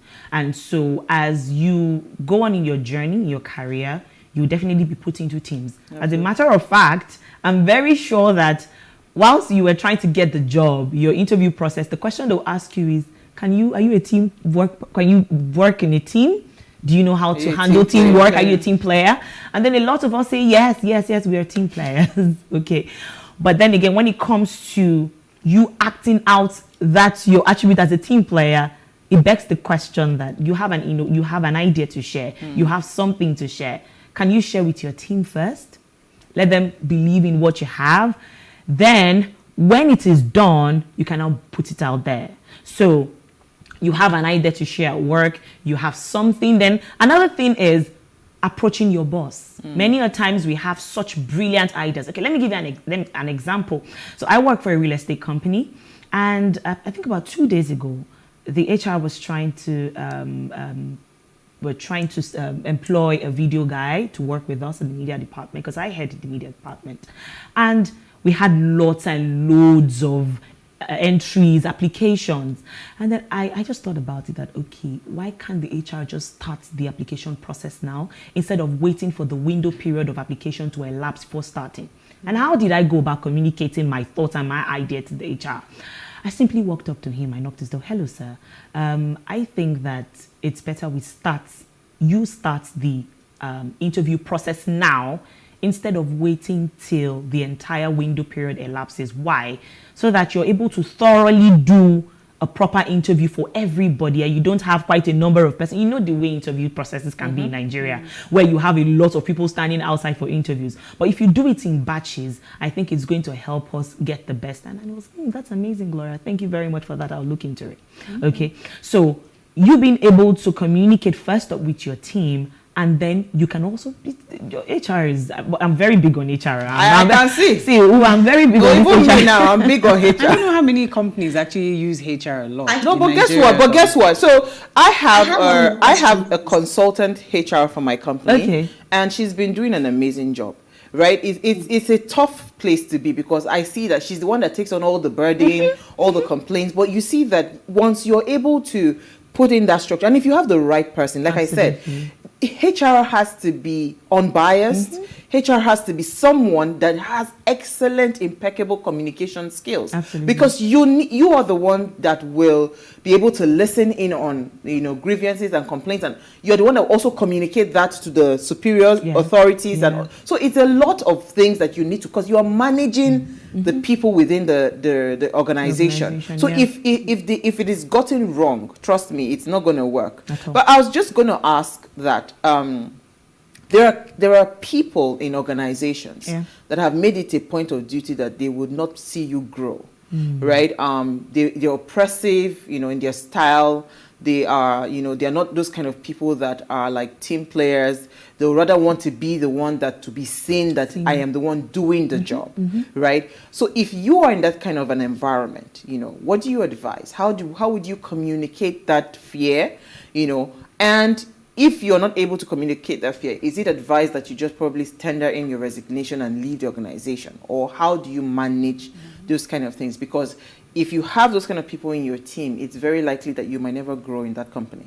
So how do you go about that? Well, that's a deep question. Because I have had my own fair share of that. Wow, really, NG, where you're doing all the work, but then when it comes to presentation time, okay, we brainstormed together. Everybody brought their A's, their B's, their C's, and I did the work. I did the research. And when it's time to present, you tell me you want to go for the presentation because you're going to be the one to get the well done at the end of the entire presentation. Okay, how do you handle such? First off, you have to be very wise, because God help you, the person that is going to do the presentation and wants to be at the forefront is your boss. Because many a times it's easier when it's your colleague. You can easily walk up to your colleague and say, come, please, I don't understand. We did this thing together. How is it that you want to take the shine for the entire team? Okay, it's easier that way. But when it comes to your boss, what I would say, this might not go that way with everybody, but what I would say is, first off, just allow them first off. Allow them take the shine. Allow them do what they want to do. Allow them show that they're the ones taking the glory for whatever work it is you've done. And then later on, you can walk up to the HR again. Or whoever it is that you submit to. You have a line manager. Let them know that we actually do the work together. And that's why I'm very big on you being able to communicate in your workplace. If you've established the foundation of communication, where everybody is open to talk to each other, where everybody is not afraid of being shut down, or you create such, and that's why I'm always big on telling employers to ensure that they create an environment where the employees are free to talk, access. You are able to let me in on what you're going through. It helps you thrive and it helps you develop in your career. Now imagine a situation where you are shut down when you want to speak, nobody's listening to you, there's every tendency that I will just tender my resignation and go, and I'm not even going to bat an eyelid about that. But when there's already an environment where everybody can speak, where everybody is free to let their thoughts out, it's easy for you to walk up to your line manager or to your boss and let them in and tell them that we actually did this work together. And so if this person continues to take shine for what I have done, I might as well just call quits and go. And if it's a very good organization, your manager should be able to do something about it. They'll be able to resolve it. Let's take that comment, NJ, then we'll take. This comment is from Austin from Delta. Yeah. The essence of communication can't be overemphasized. No matter the career, communication is key because without effective communication, dealing with a stubborn customer might boomerang. Even in religious circles, any pastor who communicates poorly in this 21st century will be put off his educated and enlightened audience, no matter the anointing. Hence, such pastors should go and acquire some communication skills. Come to the corporate world. That is why public affairs officers are engaged to speak on behalf of the company because they are well schooled in that field. Do you know that using a word inappropriately can cause a company to pay huge money liable? Front desk officers, image makers must continually go for orientation. Uwa, welcome back. Thank you. What do you say? I like what he's saying. Yeah, because you see, you are the image of the company, front desk of. In fact, I feel like even the security guard, everyone in the organization should be able to communicate properly at every point in time. Because you see, there's a language. Because we have been talking about what comes out of your mouth. There is a non-verbal communication that I was even going to come to. That how are we presenting ourselves non-verbally that is communicating a very wrong image of who we're supposed to be and it's not making us grow? How are we doing that? You know, people will say that people believe you more by what you've not said than by what you said. Because what you say sometimes, that's why a lot of people say, don't do as I say, but do as I do, right? Do as I do say, as I say, don't do as I do. Yeah. Okay. But then again, what you don't do is even more important than what you've done. Because in whatever it is one person said, trust me, there are lots of unsaid statements behind. So how do you ensure that you are not misunderstood when you speak? Because I've gotten a lot of messages, Gloria, a lot of times this is not what I intended saying. And the issue is, people always expect that you're supposed to understand how I feel. You're supposed to understand that this is what I'm trying to say. But how do you expect me to know that this is what you're trying to say if you do not let me know that this is what you're trying to say? And your body language is not even helping matters, okay? So, for example, you're telling me you are angry, and then have you seen people angry and smiling at the same time? Yes, they're angry at you, but they're smiling, and that's why you hear, this one that you're smiling at me. I know you're angry. Please, can you just let me know exactly what it is you're thinking in your heart? Okay, so when you speak, be very careful of your body language, your eye movement, your hand gesticulations, how you respond. Do you nod your head? Do you smile? Do you... Be very careful of your body language because it's non-verbal communication. There's verbal communication, just what NJ is doing to Uwa right now. So there's verbal communication, non-verbal communication, which we have underneath the gesticulation, body movement, and all of that. And then the written communication that we use in our place of work, emails, text messages, and all of that. So what you do not say is sometimes important than what you said. So be very careful because so you wouldn't be misunderstood. Let me come to you, Isi. Actually, I was going to talk about verbal and non-verbal communication earlier when I said I wanted to ask a question. However, there is also another question I want to ask, which has to do with being a diction coach. What has been your experience trying to interact with individuals who are seeking to boost their career or enhance the growth of their career, basically, in an organization? What has been your greatest challenge having to interact with them? And what is the right language to use in an office, basically. Okay, being a diction coach, I love the fact that Isi touched on that, because it's quite an interesting part of what I do, helping individuals and businesses communicate properly when it comes to diction. I mean, when you are in a corporate environment, you're supposed to speak formally, okay, but we know we are still having that discrepancy between using sir in Nigerian business environment, because the white people do not use sir, ma. They call their bosses by their first names.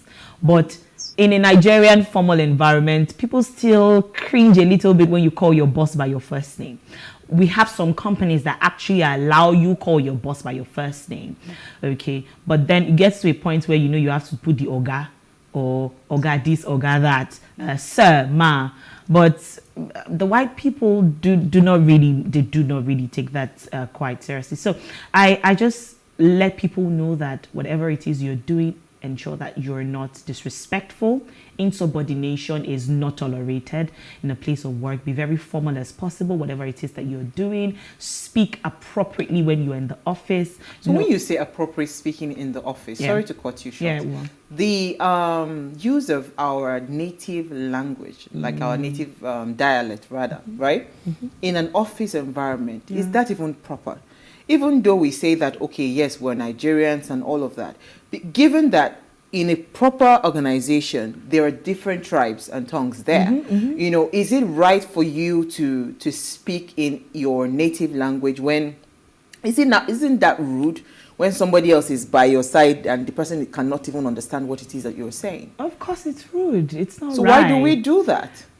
Well, I feel like we just need to keep on. See that it's from a pain point. Exactly. Who is really pained about this issue? NJ, I'm feeling it, really. I understand it. I've been in an office environment where I walked in and we were having a meeting. Okay. And the meeting started and it started in Yoruba and I'm like, what's going on here? Do you understand? Am I supposed to be part of this meeting? And somewhere in between, my boss actually looked at me and said, oh, NJ, so what do you have to say?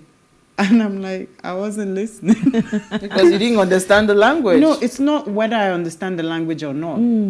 That was not the language for this meeting. Actually. So even if I used to tell them in my office, I said I switch off and on. So I'm not Yoruba, I'm Igbo. So you can't start a meeting speaking Yoruba and you expect me to just have something to say in between. I don't speak Yoruba. So at that point in time, my dictionary is closed. So is it okay? And you're not even only meetings. Yeah. You have your colleagues together, you're in a room. Yeah. And probably you're the only one whose dialect is different. Yeah. And probably they're trying to communicate something between themselves, and then they just switch to their dialect, and you're looking and you're wondering that, can you please at least speak English? Let's respect the fact that we are, and people do not know that they are subtly planting tribalism that way. It's just a subtle planting. You really do not know, because people begin to say, oh, we are Yoruba or we are Igbo, and then they're causing a division at work. Okay, so English is what's proper for business environment. So please, let's just speak English. Because I've seen people being promoted because they can speak very good Yoruba. Isi? One quick one, please. What about the use of email in an office environment, basically?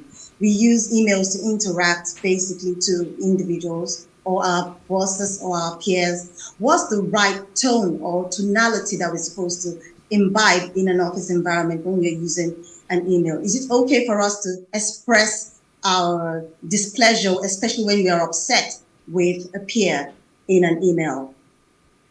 Wow, emailing is another aspect of communication for businesses, because when you're trying to express your displeasure in an email, in as much as you're angry, you have to tone it down a little bit, because an email is a formal document and it's also a legal document. It can be used against you, and that's why you need to be very careful while you're trying to express your displeasure in an email.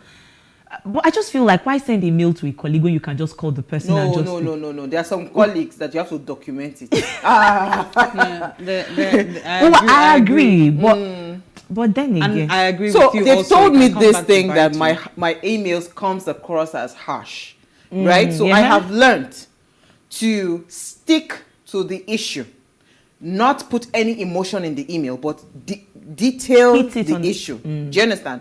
It's very important because, again, we're in an environment where people can deny that, oh, there was no issue. conversation. Do you understand? So if you're, especially if it is a colleague that you are trying so hard to correct something that has been repeatedly done wrongly, if the person, just make sure you stick to the issue, detail it point by point. Hello, papa, write it point by point. Without emotions, you'll be fine. Yes. But I strongly believe to always email things.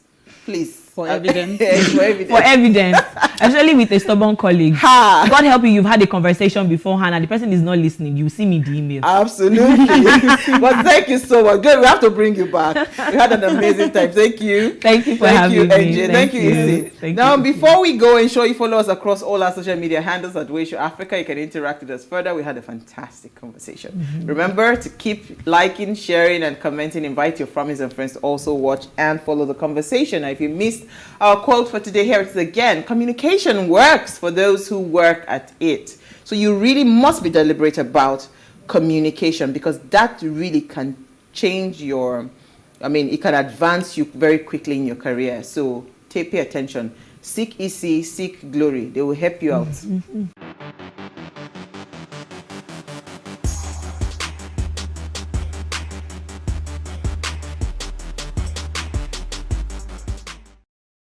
Thank you for staying with us. I hope you enjoyed watching and getting up close and personal with me as I enjoyed sharing with you. Media is a powerful tool with the ability to shift the minds of the youth in a progressive trajectory, and I will continue to do my part through Ways.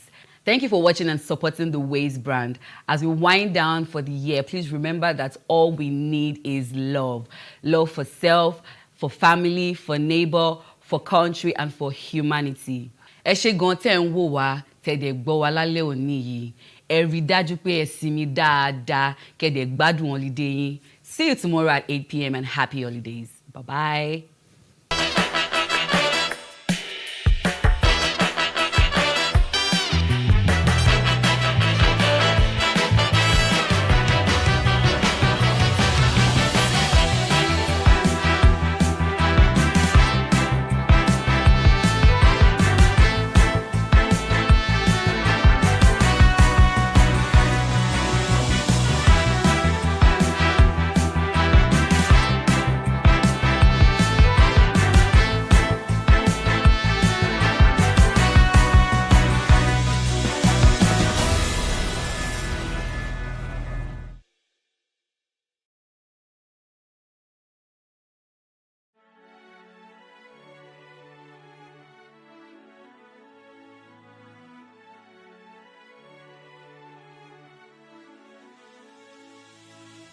It is engagement we need to have. Those who suffer miscarriages are never taken into account. Members of the National Assembly are also influence peddlers.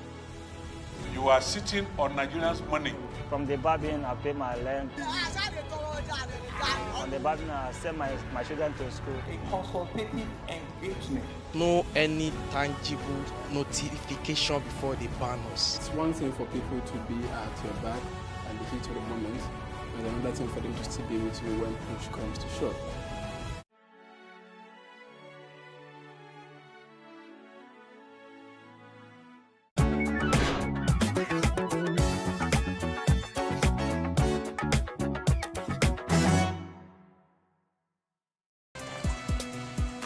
The Nigerian film industry has continued to gain popularity across the continent and on the global stage.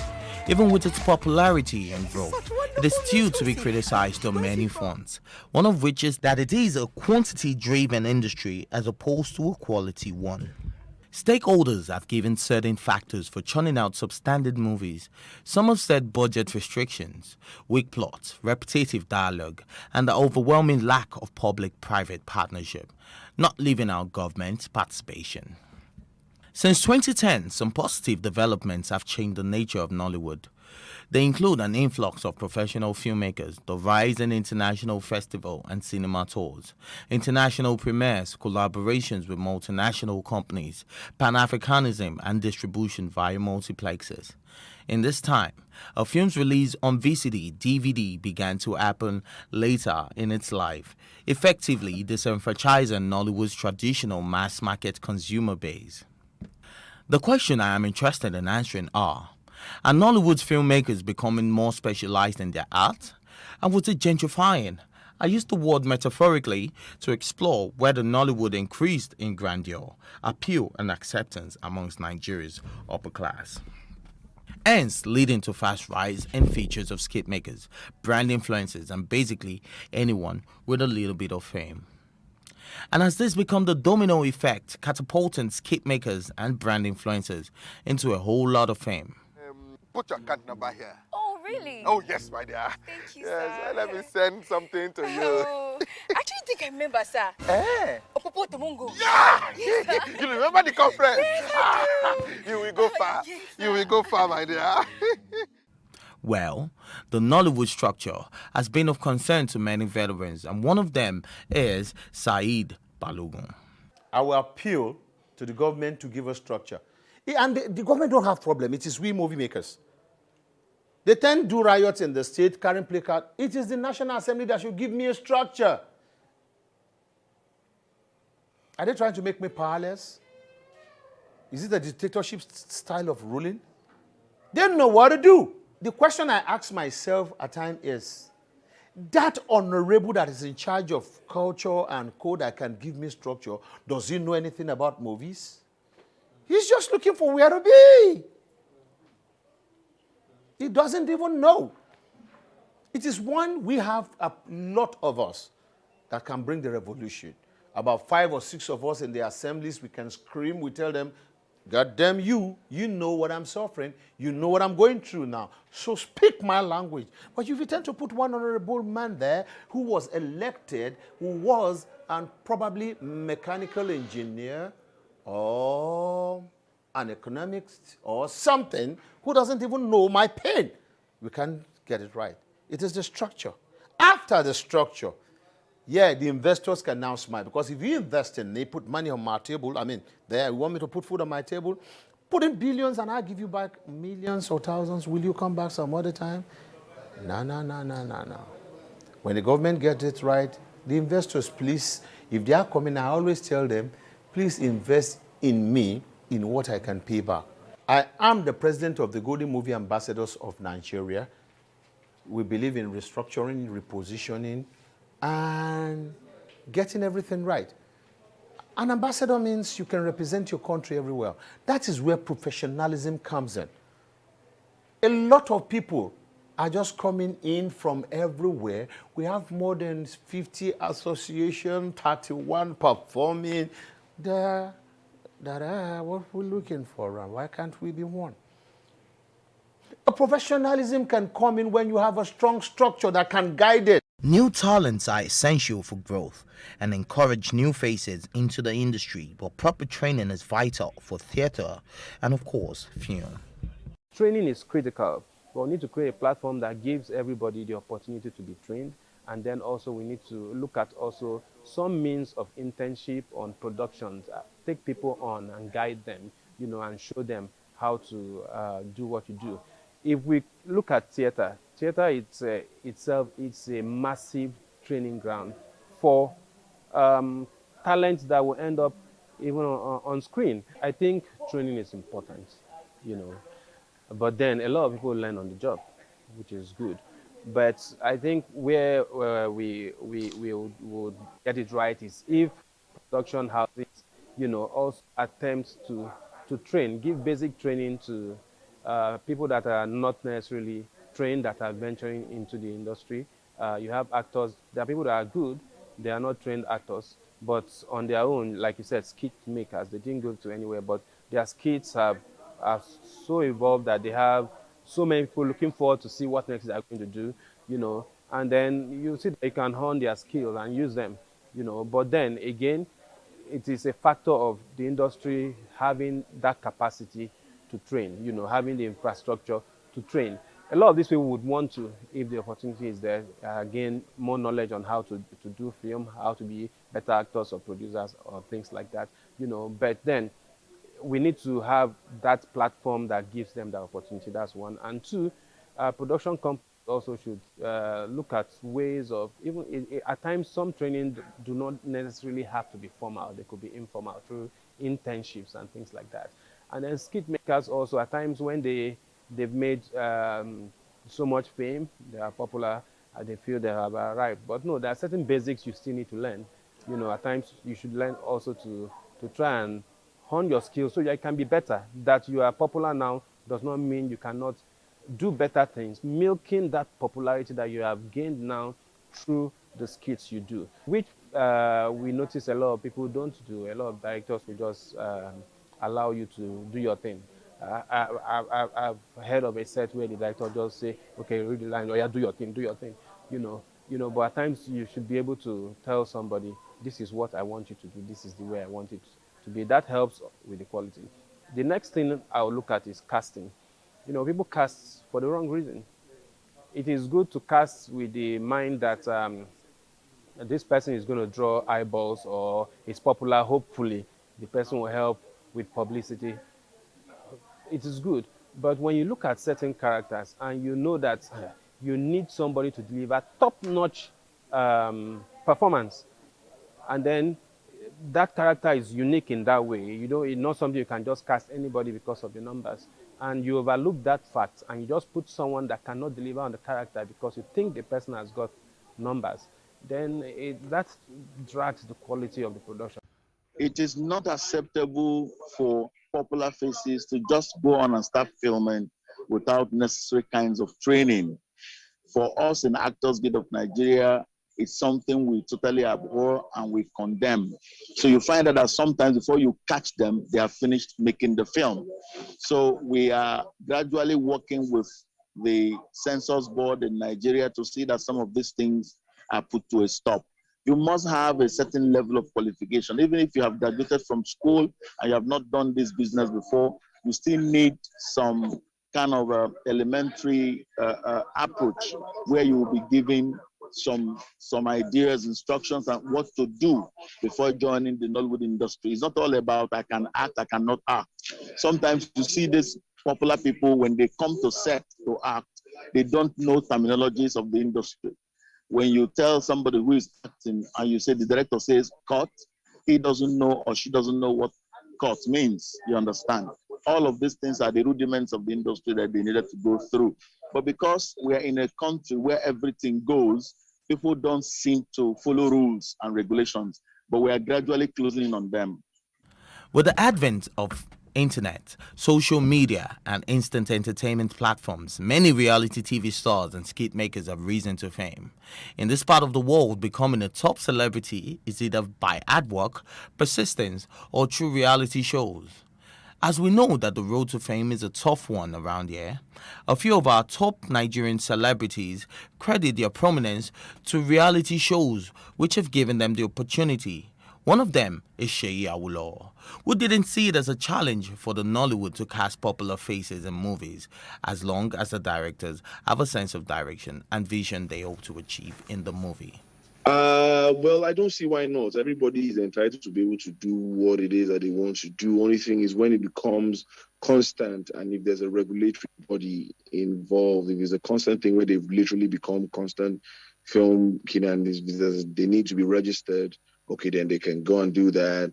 But I believe that everybody should have, I don't see any reason why I will not put who I want to put in my own production when I want to put them in my production. I mean, I see that person to fit the role accordingly, to fit the character, Bible properly. So why not I'll bring the person on board? So I don't see anything wrong with it, as such. It just depends on who's creating movie and whose movie it is. Sometimes you want a particular kind of thing, but you're not willing to give. Give what you take or take what you give, how to speak. If you're going to be professional to the T.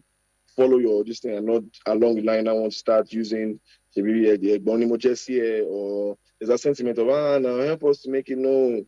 If you start a kind of particular kind of way, go all the way down to the end. Professionalism in the industry, I can't say varies from companies to companies or from different organizations to organizations, how professional they are, or their motto, or their modus operandum of how they want to handle things. So, that's the thing. For me now, I can just have a laid back working environment where I want everybody wearing shorts and t-shirt and being more laid back, as to probably just someone that wants everybody in a tie and So it just depends on the modus operandi of that particular organization that is handling the production of whatever movie, or that is handling that particular production for the time being while you are working. If you get what I'm saying. There are regulatory bodies, but do they really carry out their duties? How do they manage professionalism in the Nollywood industry?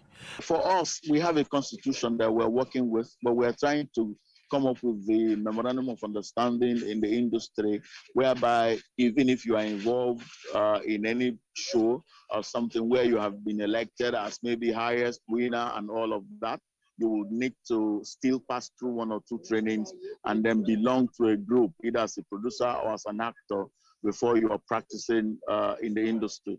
Yeah, professionalism, without being political here, every industry needs professionalism. For us in Nollywood, we are grappling with that because the Nollywood industry is the industry that started without entry point and without exit point. And it continued to grow without anybody checking it. Now it has grown beyond bounds that wherever you are coming with discipline, it becomes like it's too difficult to instill discipline among practitioners because there were no laid down rules from beginning. There were no laid down rules from beginning. There were a lot of illiterates. There were a lot of people who didn't go to school. There were a lot of people who didn't see the 4 walls of any school, but because they are talented, they have made it big and they are now in the industry. So it's a Herculean task at this point. So we're calling on people who have been here before in the industry to so come back and say, look, this is getting out of hand. We have to come back to the basis. Let's see where we structure. Every actor, every producer, every director, you must belong to where your people are. Let us begin to see places. We need professionalism so I don't just do things out of proportion.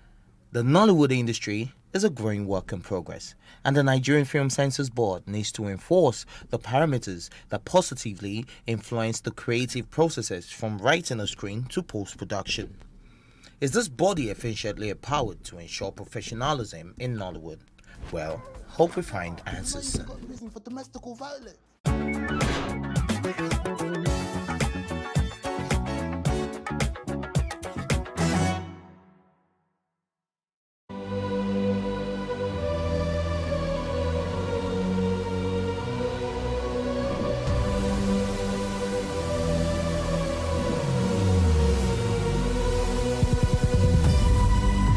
What we do not understand, we will stigmatize.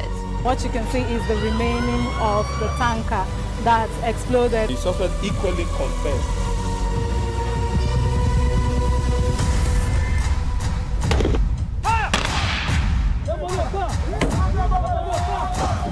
Now 500 naira they collect them. If you don't talk, then go beat you. Now 2,500 they pay.